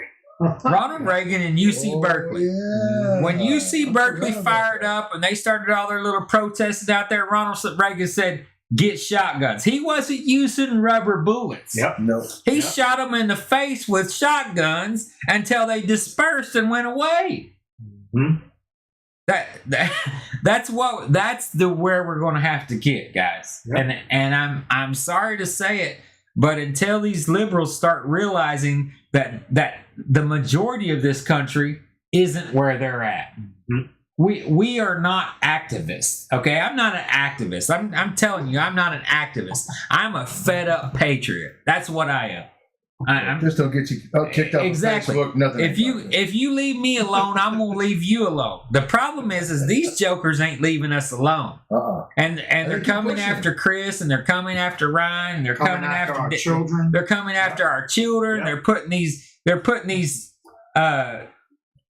whatever you want to call them in classrooms, shaking their behinds in front of your children. Yep. I mean, purposely. This is just absolute craziness. Intentionally. So there's going to come a day I tell everybody, every pimple needs to be popped at some point. Yes, sir. And I think that we're getting to that point. Every blister needs I think to fester that and this get boil has festered just about as long as it's going to Yes, be able to sir. fester, and something's about to pop off. And Yeah, all fired up. I may be 51 years old, but like the old country song says, I may not be as good as I once was, but I'm as good once as I ever was. Yes, sir. So if that's where we have to go, that's where we have to go. So that's just kind of what I'm thinking. What do you got on that, Ryan? I'm with you 100%. I mean, but you're starting to see the cracks. I mean, what's the new banjo singer? What's his name? The redheaded bearded guy. Oliver Anthony. Oliver Anthony. Oliver Anthony. That dude's setting the world on fire. I mean, he's uniting the whites and blacks. I mean, he's uniting. God's using that guy right there. I'm happy about that. Yeah, me too. But yeah, I mean, you're starting to see some cracks in it. I mean, people are starting to get fed up. Of course, Jason Aldean's song the week before that. Sound of Freedom the week before that. I mean, it's slowly That's true. building. I mean, I think there's cracks. I mean, I think we're fixing to fester and this thing's fixing to blow open. Man, I don't know. We're getting close.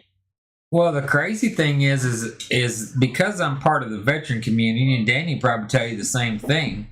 These young bucks that are just coming back from combat, I mean, they're combat hardened, but they're done with the military using them like dirt. So they come back and they go ahead and they've done their 6 years or their 8 years and they're out. They're combat hardened, but they're so sick of what's going on in this country. If something fires off and this 30 million vets stand up, this you ain't seen the stuff hit the fan until 30 million vets stand up and walk out of their house saying enough is enough. I know of a whole group of people out of California that are fed up with it too.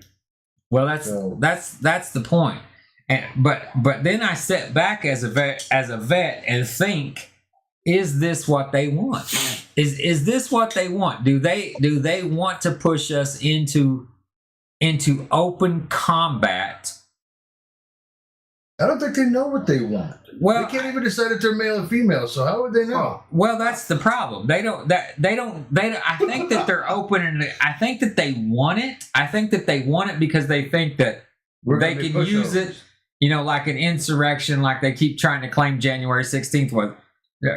We do, or January 6th. We know January 6th wasn't any insurrection. Anybody who thinks January 6th was an insurrection, you got a paper backside. Anybody who saw the full video knows for a fact it was.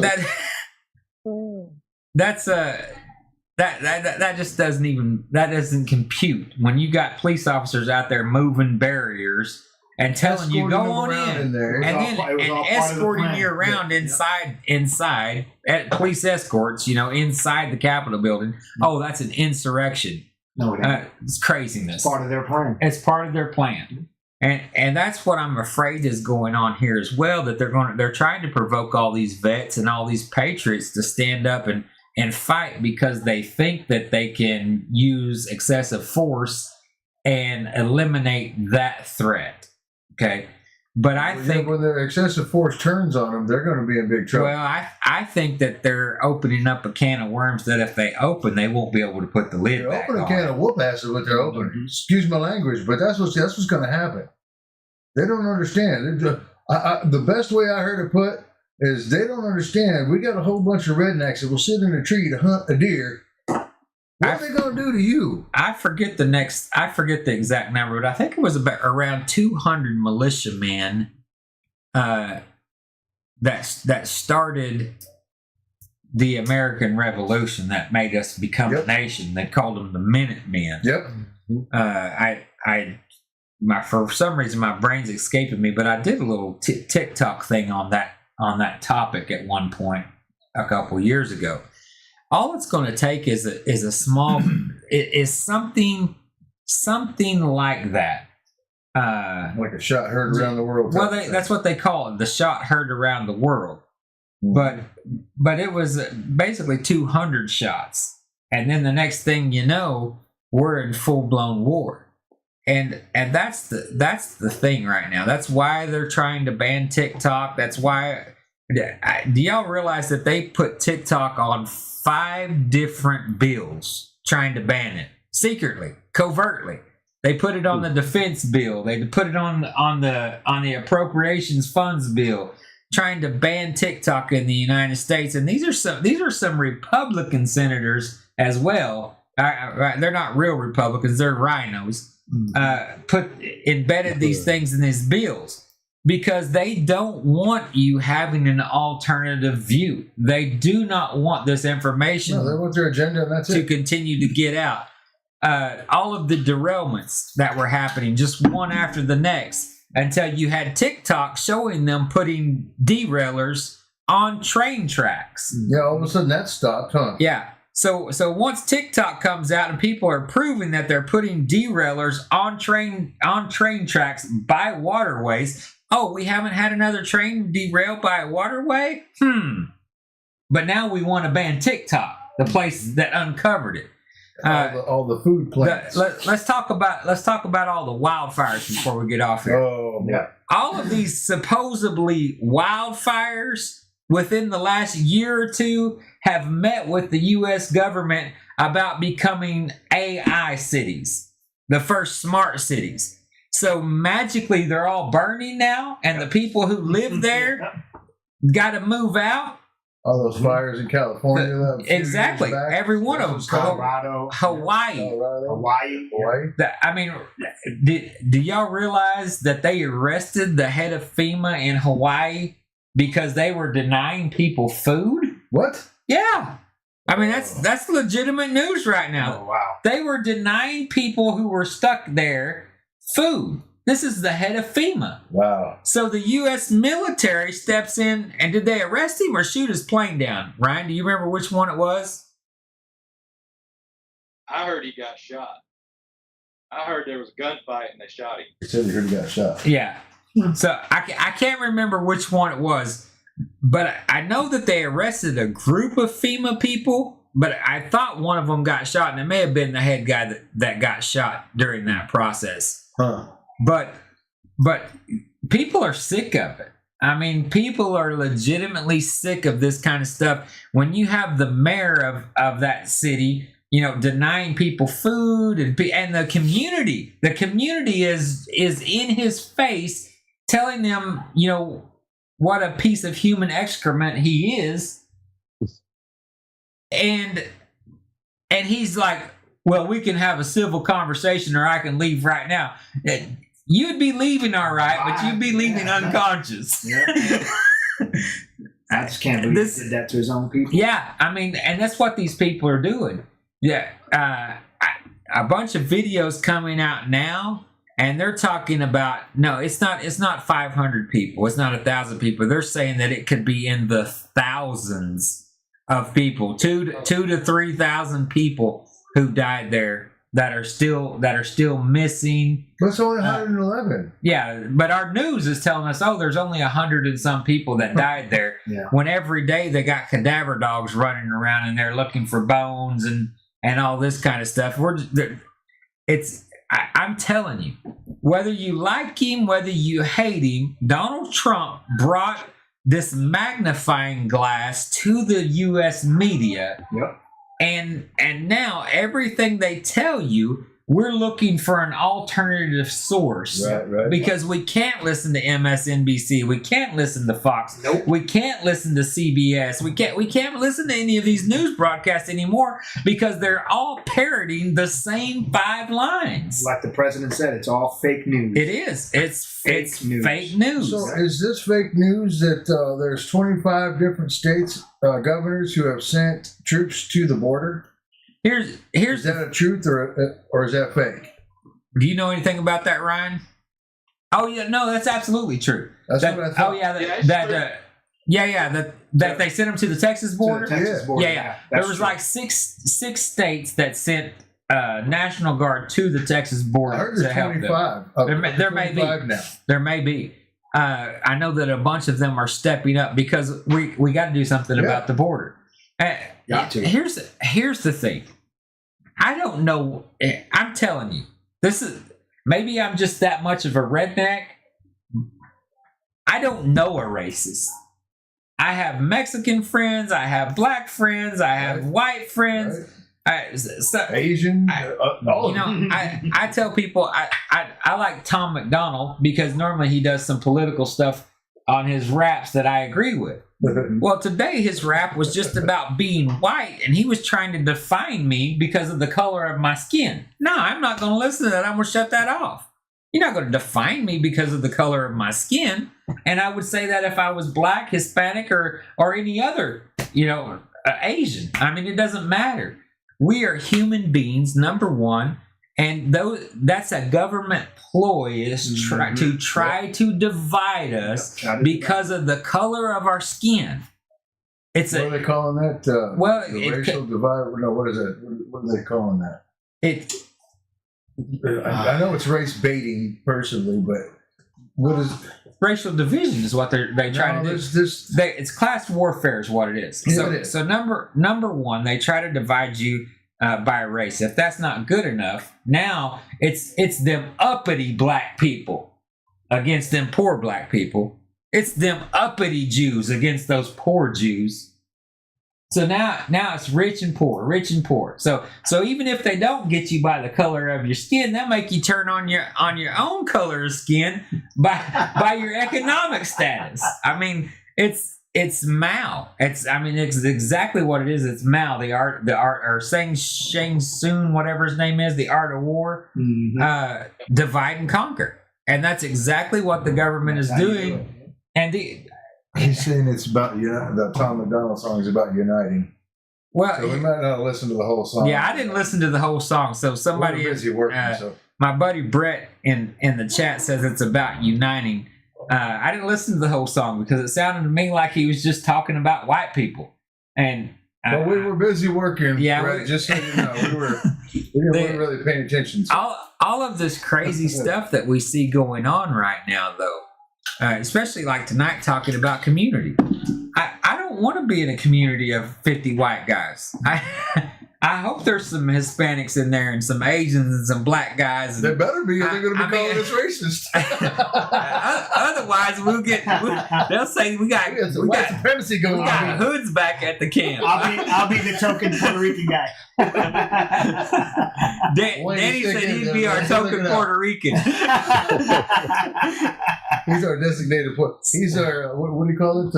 Minority group. Yeah, we got one. So I always tell people it's funny, especially when we were on the radio, because sometimes I'd talk about race on the radio and people would blast me all the time. You racist, you're just a white racist, and you got white privilege and all this kind of stuff, because they couldn't see me at that time because I was just on the radio. But then they would find out, that I'm Jewish and my wife's Asian. Well, I can't call you that anymore, but I disagree with you. I mean, okay. I'm a racist until they find out, some other things. That word to me has no meaning anymore. It's a divide and conquer word. I mean, that's all it is. It is a tactic. It's all it is. It's the same. It's the same as calling somebody a liberal or a conservative or a Republican or a Democrat. Those words are meant to divide us. They're not words that are meant to unite us. So should we not be using them anymore like we've been doing tonight? People are so hurt by anything. If I say, I don't like your red beard. It hurts you don't people. like about my red beard. I love your red beard. Be careful. We got 3 of them. I know. No, here's. But you know what I mean? People are so. You talk about the beard. You talk about Mr. Chris. I know. You see, Brother Chris's beard. I love his beard. He's got this big, beautiful, lovely lady locks beard. Look like if his face wasn't showing in the back, they'd think it was some redheaded girl's hair hanging down behind her head. But people are so hurt because his beard looks But it doesn't matter what you say. If you say, if you tell a guy who happens to be a guy of color, man, I don't like your sneakers, all of a sudden you're a racist. Like you can't say anything nowadays. Not a thing. You can't. Like you and I are literally the exact same age. Remember when we were growing up? You remember Sanford and Son and all those? Oh my goodness! If you play that now, they'd be trying to shut it down. Oh my goodness! They would get hurt over it. Family. All in the family. Oh my! I loved All in the Family. The Jeffersons. Because it was true and it was real. You know? Well, that was those were the things that broke the stereotypes because black people, white people. I mean, even when we were going through, I'm born in 1972, so I don't remember the 50s and the 60s. What a great year! But I was close. I was close enough to that era that a lot of the people I grew up with did experience all of that. Yeah. I knew people who experienced segregation. I knew people who experienced, not being able to eat in the cafe. Me and Danny and David.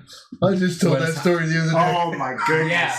So I will always remember that. I got to tell this story, and then we'll burn rubber out of here, okay? Because we got off on the racist thing. That was so good. But me and Danny had went up into Missouri, way up into Missouri, to pick up a backhoe. And what an adventure! It was just flat tire after flat tire. The rim broke. It was rim. Everything that could have happened. Happened. It was craziness. 6 in all, guys. Yeah. 6 in all. Yeah.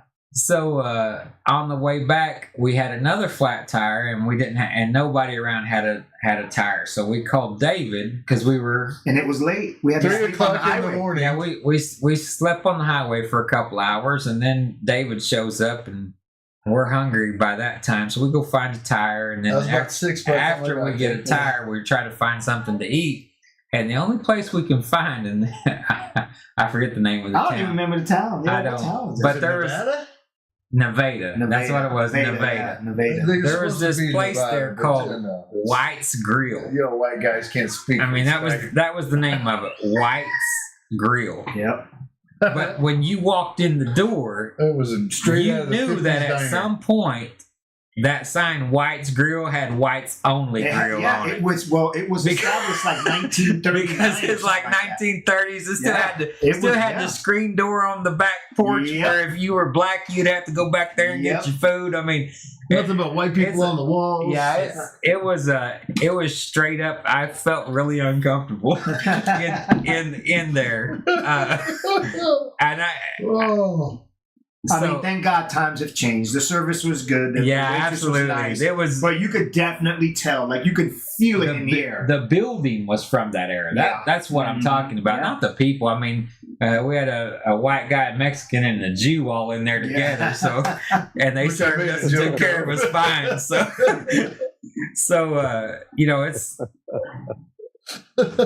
We were sitting there cracking jokes about it too, and the waitress was laughing. So it was hilarious. It was hilarious. It's that mentality that if we quit allowing power to those words, that's the problem. I think that those words have been so stigmatized in our society that we're afraid of them. So should we not say things like snowflakes and, No, there's absolute snowflakes. Okay, because the snowflakes want us to take an Indian off of Land O'Lakes. So in the military, there's Redskins off the Washington football. They're not even called that. When is it going to stop? Yeah. What you're saying. You know what I mean? Yeah, that's what I'm saying. Where's it going to stop? It's not. When we're looking at community, all of these things have to play into that. Ancient mama. Into that kind of stuff. Ancient mama. I know, talking to Chris, I know that he grew up with black friends, and I grew up with black friends. And I grew up in California. And Hispanic. David grew up in I don't know if our Puerto Rican guy ever had any. Half my family's black. No. Were you ever around Mexicans? Yeah. No. I was around Mexicans. I'm just playing. We have white guys. There was a few.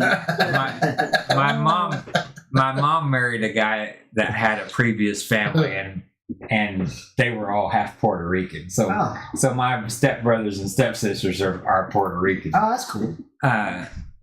but that culture, if you're around that culture very much and you understand it, it's Semitic, meaning that we care about family. We care about everything centered and geared around, a successful family and those people that are close to us.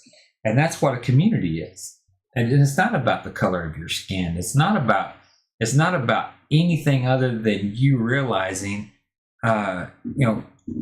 Chris wants to be able to raise his daughters and his sons the way he wants to raise them. Absolutely. And James wants to do the same, and Ryan wants to do the same, and David wants to do the same, and Danny wants to do the same. And why can't we do that together? Right. So that's we do it at Sukkot for a week. Maps.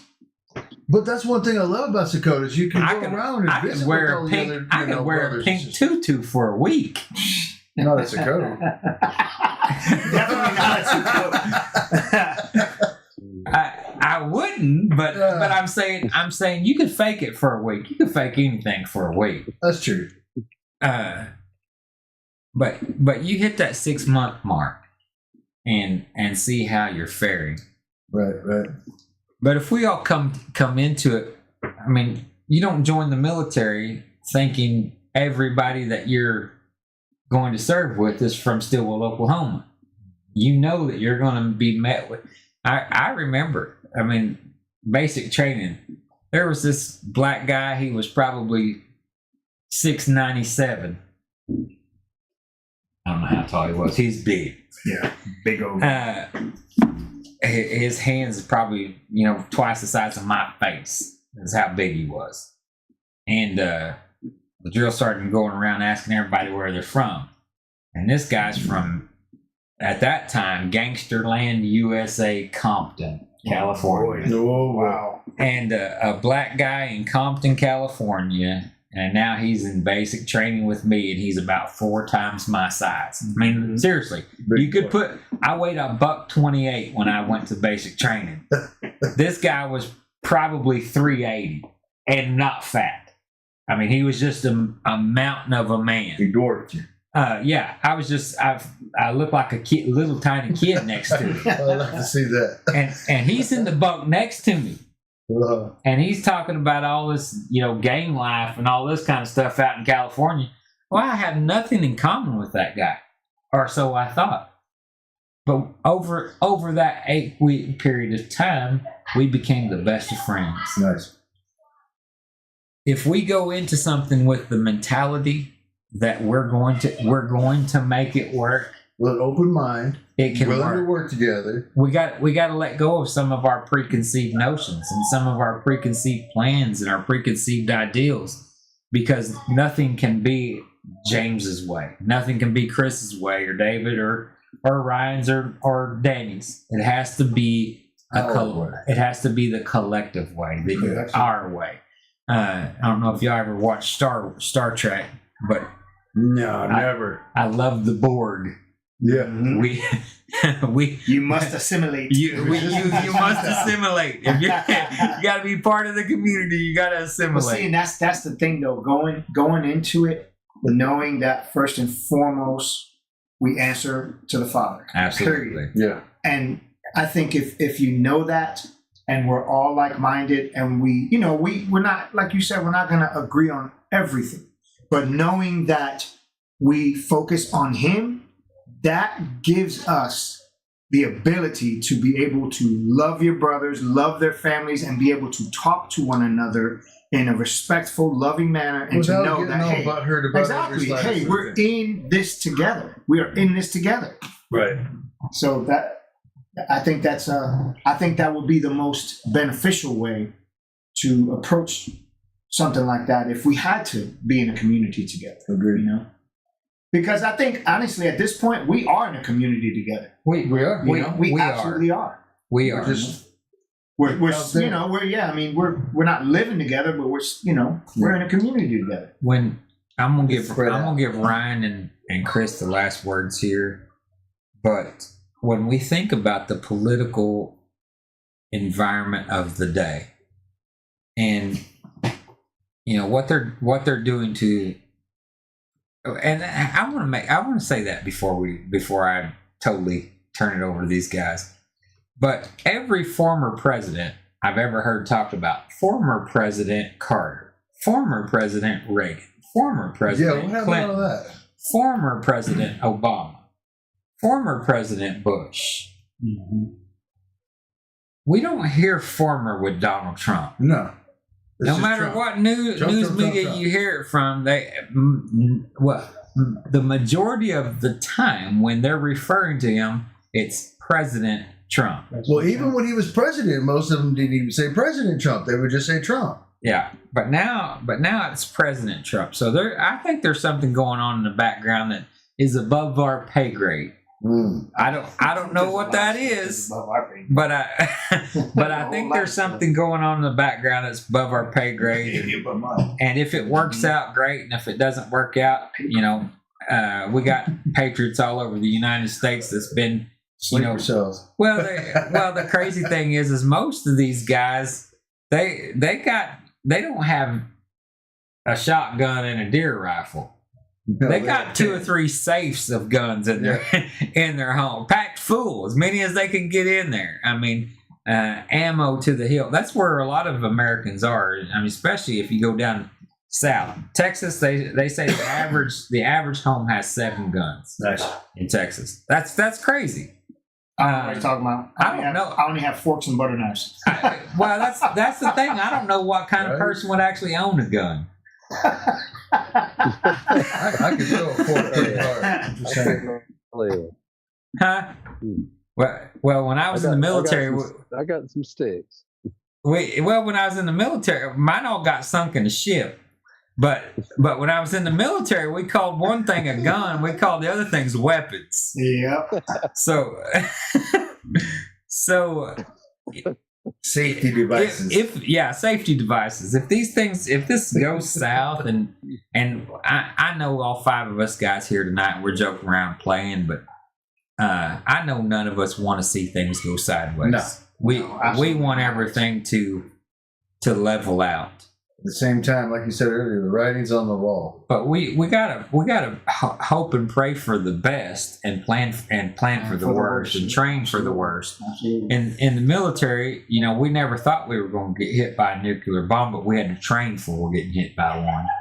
And now that's a real threat too. That's the thing. I tell people, Danny probably still has this problem as well. I really never had PTSD, but if a certain whistle, that like a rocket coming in type whistle happens, I'll almost take a face dive. Yep.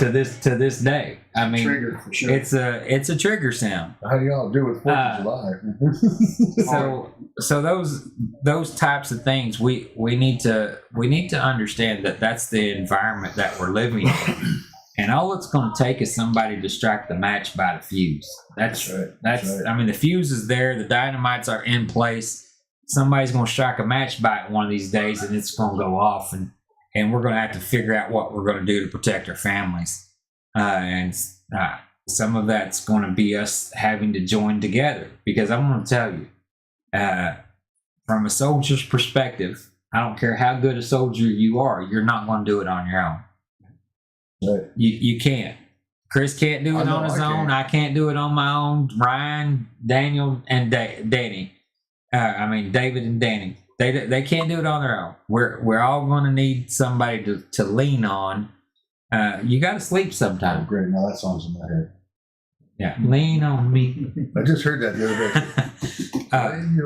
All right, so we're gonna burn rubber out of here, but before we do, I know we've been chit chatting here back and forth in the office a little bit with people in the office tonight, but I'm gonna let first Chris and then Ryan go.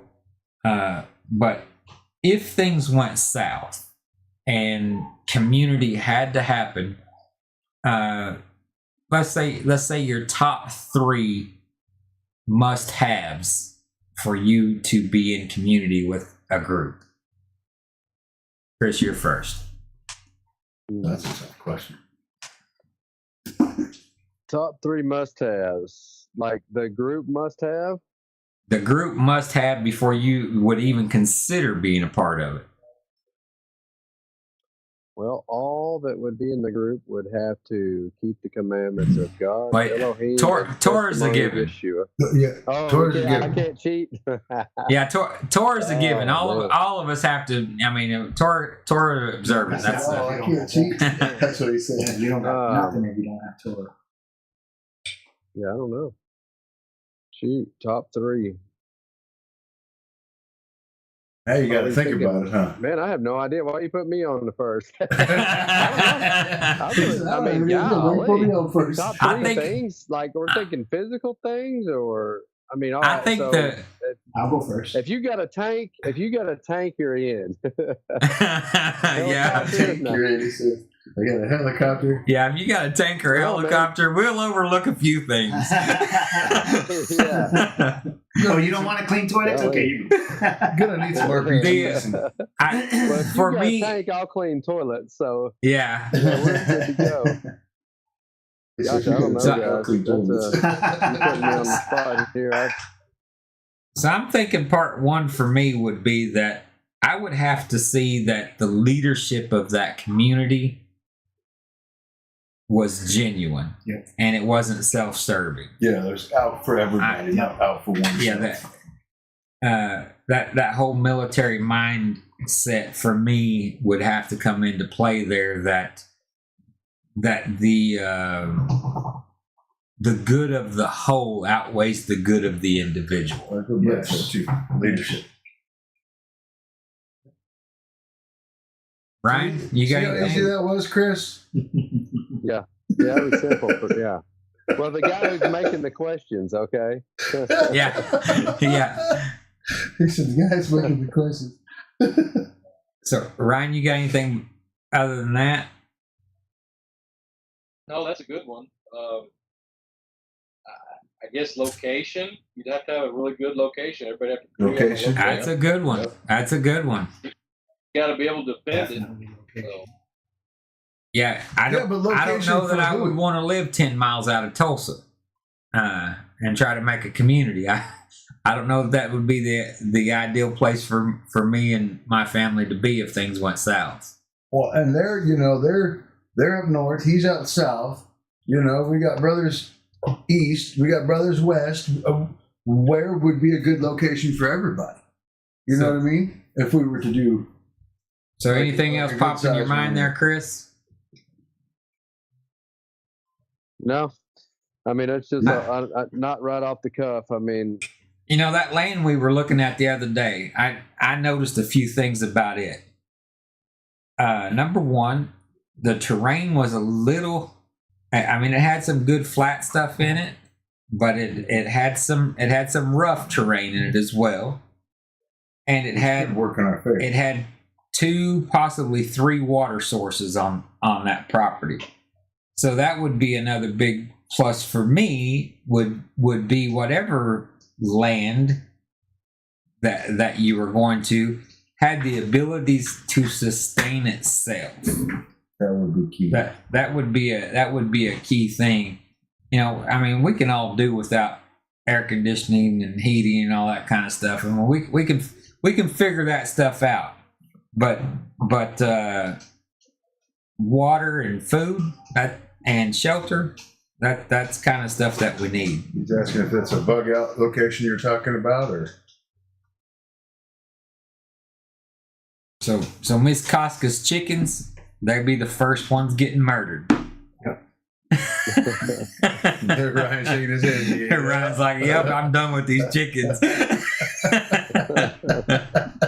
mine chickens, it's in back on turkeys. Yeah. Those are turkeys, he said. What happened to us is a buddy of ours owned a chicken house, and he gave me Oh goodness! So 200 something chickens. 200 birds, I guess, is what he gave me, and I gave a bunch away to other people. People were But- stealing them and they're and I- driving by. And Yeah, people were stealing them out of the road. I mean, it's just craziness, crazy chicken guy. But I'd built pens for them, and I had them cooped up, the ones that I was going to keep. But the crazy things kept getting out, and when they got out, of course, there's a street light by my house, and because they're raised in a chicken house, they want to be under that light. So I'd wake up every morning, have to wash my my porch off because of all the chicken poop all over my porch. I'm so glad when them chickens were gone.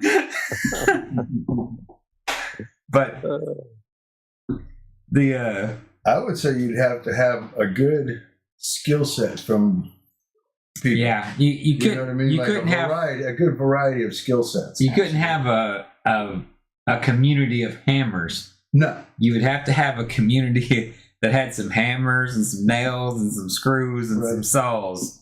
You know, for everything to work together like it's Mechanical supposed to. abilities and So all kinds of stuff. So final question. So say that you had, you already had a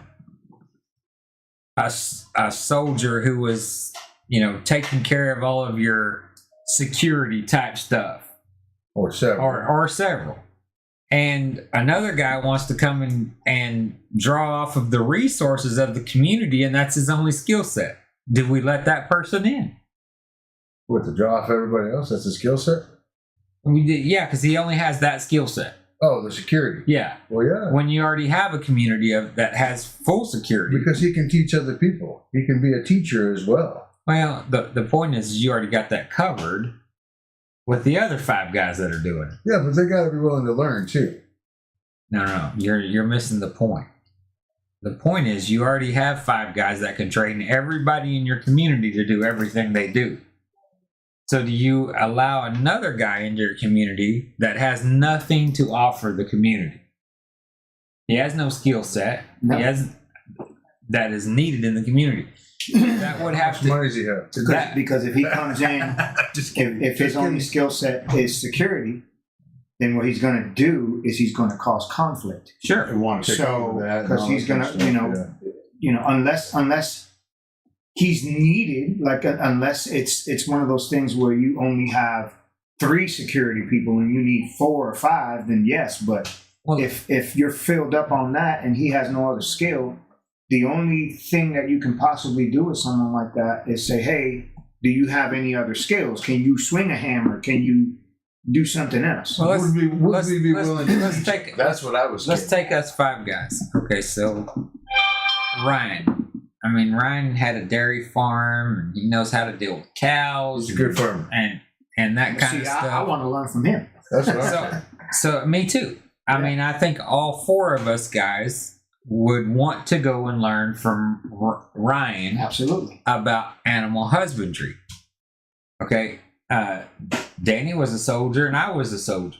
I think the other 3 of you guys would want to come and learn from us what it means to be a soldier. I've been a teacher. Danny's got other skill sets as well that he could learn from. I mean, David likes to build fires and He's good at it too. I mean, Well, yeah. we got Chris. Electrician, He's builder, all kinds of he's our smash and grab guy. I mean, Oh, you're that guy. Okay, now we know. so That's awesome. he's the hammer. We're the nails. So we have different skill sets. I mean, each one of us have different skill sets that we can offer the community. Sure. We don't need another James, and we don't need another Chris, and we don't need another Danny. We need somebody who can contribute something else to the community, especially if it is in that bug out type of situation, and we're not building a kibbutz. We're building.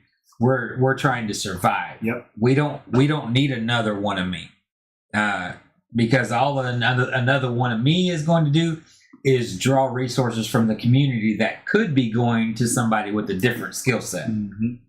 So that's another thing I think that we have to look at. So how do we handle that? Is- We just You tell gotta them, make sorry, our you choices. can't- You you gotta can't make count Well, that's the this. thing. Not everybody needs to be part of your community. Just because they want to be part of your community, that doesn't mean they get to be part of your community, or even that you want them to be part of your community. So we be point blank honest and say, listen, we've already got people with that skill set. Absolutely. We really can't use you. Absolutely. Can't use you. Can't use you. I mean, that's a genuine thing. Hey, Go find another one. Yep. well, Go away, go find I somebody tell else. people, and I tell this story often. When we were fixing to go to combat, there was this guy who transferred over from the Navy, He was a fat body, never could make weight. I mean, always getting stuck on profile because he had one injury or the next. And I mean, just there was always something with this kid. He was pokey bait. Yeah, and so we're redlined. We're fixing to get orders, and I know that. So I go to this young guy and I tell him, hey, and the thing is I personally liked him. I mean, he was a genuinely good guy. He just wasn't a good soldier. Right. So I went to him and I said, hey, you need to find yourself a new home.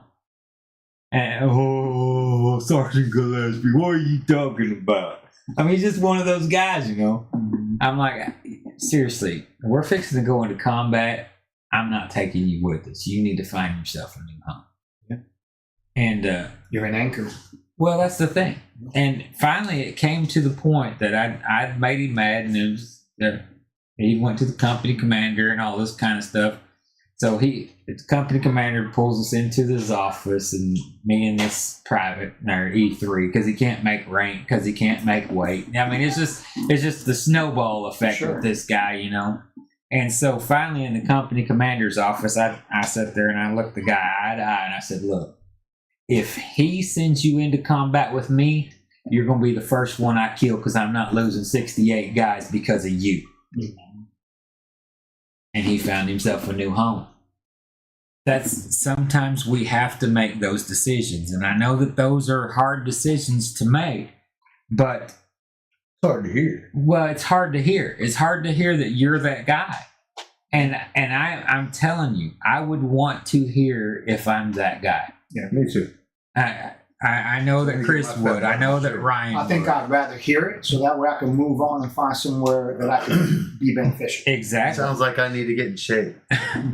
Well, no, we're not even talking about that. I mean, people have different skill sets to offer. That was a combat situation. Yeah, but if we go into a combat situation where wasn't- we're running for our lives, I don't want to be the one that gets taken out. Well, I'm gonna be point blank honest. We actually want you there because we don't have to be fast. We just got to be That's faster what I'm than saying. I don't want to be the first one taken out. Sorry. So, ain't that right, Ryan? We're getting older. We need some guys around us, don't we? Yeah, we need David in the back there. We all need to be running in front of him so bad guys can beat David. So I can feel the love. So, anybody got anything else before we burn rubber out of here? David's dead. That's all I know. Well, I think if that's it, let's just say a prayer and we'll hit that out roll and get out of here. For anybody watching tonight, and you've been feeling the angst and you've been feeling the turmoil in our government and our society, and you've been feeling the need to pull away and draw away. You don't know what that looks like or why you're even feeling that way. Just begin to pray and ask the Father for direction. So let's join together tonight as we burn rubber out of here and pray a little prayer. Hallelujah. Father, as we come before you, we just thank you for who you are. We want to thank you that you are the creator of heaven and earth, that you're the one that set this plan into motion. And Father, we know that the end result is for our good. Whatever that looks like, Father, we just ask you to have us have the mentality that we're willing and able to accept it and able to step up to whatever it is that you would ask us to do in that moment, Father. We know that Revelations tells us that the woman would be hid in the wilderness, Father. And if that's where you want us hid in the wilderness, give us the strength and the ability and the know how to do that. And if this is the time that we're coming upon, we just ask you to quicken our hearts. Whatever direction you have for our lives, Father, we just ask you that you give us the ability to accept that and the knowledge to know how to carry it out. We give you praise and honor and glory in the name of your Son, Yeshua. Amen. Amen. Hallelujah. Anybody else? All right. Well, we love you. Shalom, fellas. Shabbat shalom, brothers. They said Shabbat shalom to you. They said Shabbat Shalom back. Here's my hand for all y'all out. So, as always, we love you, but not as much as God does. So we're going to hit this outro and get out of here. Let's see if I can find it. There it is.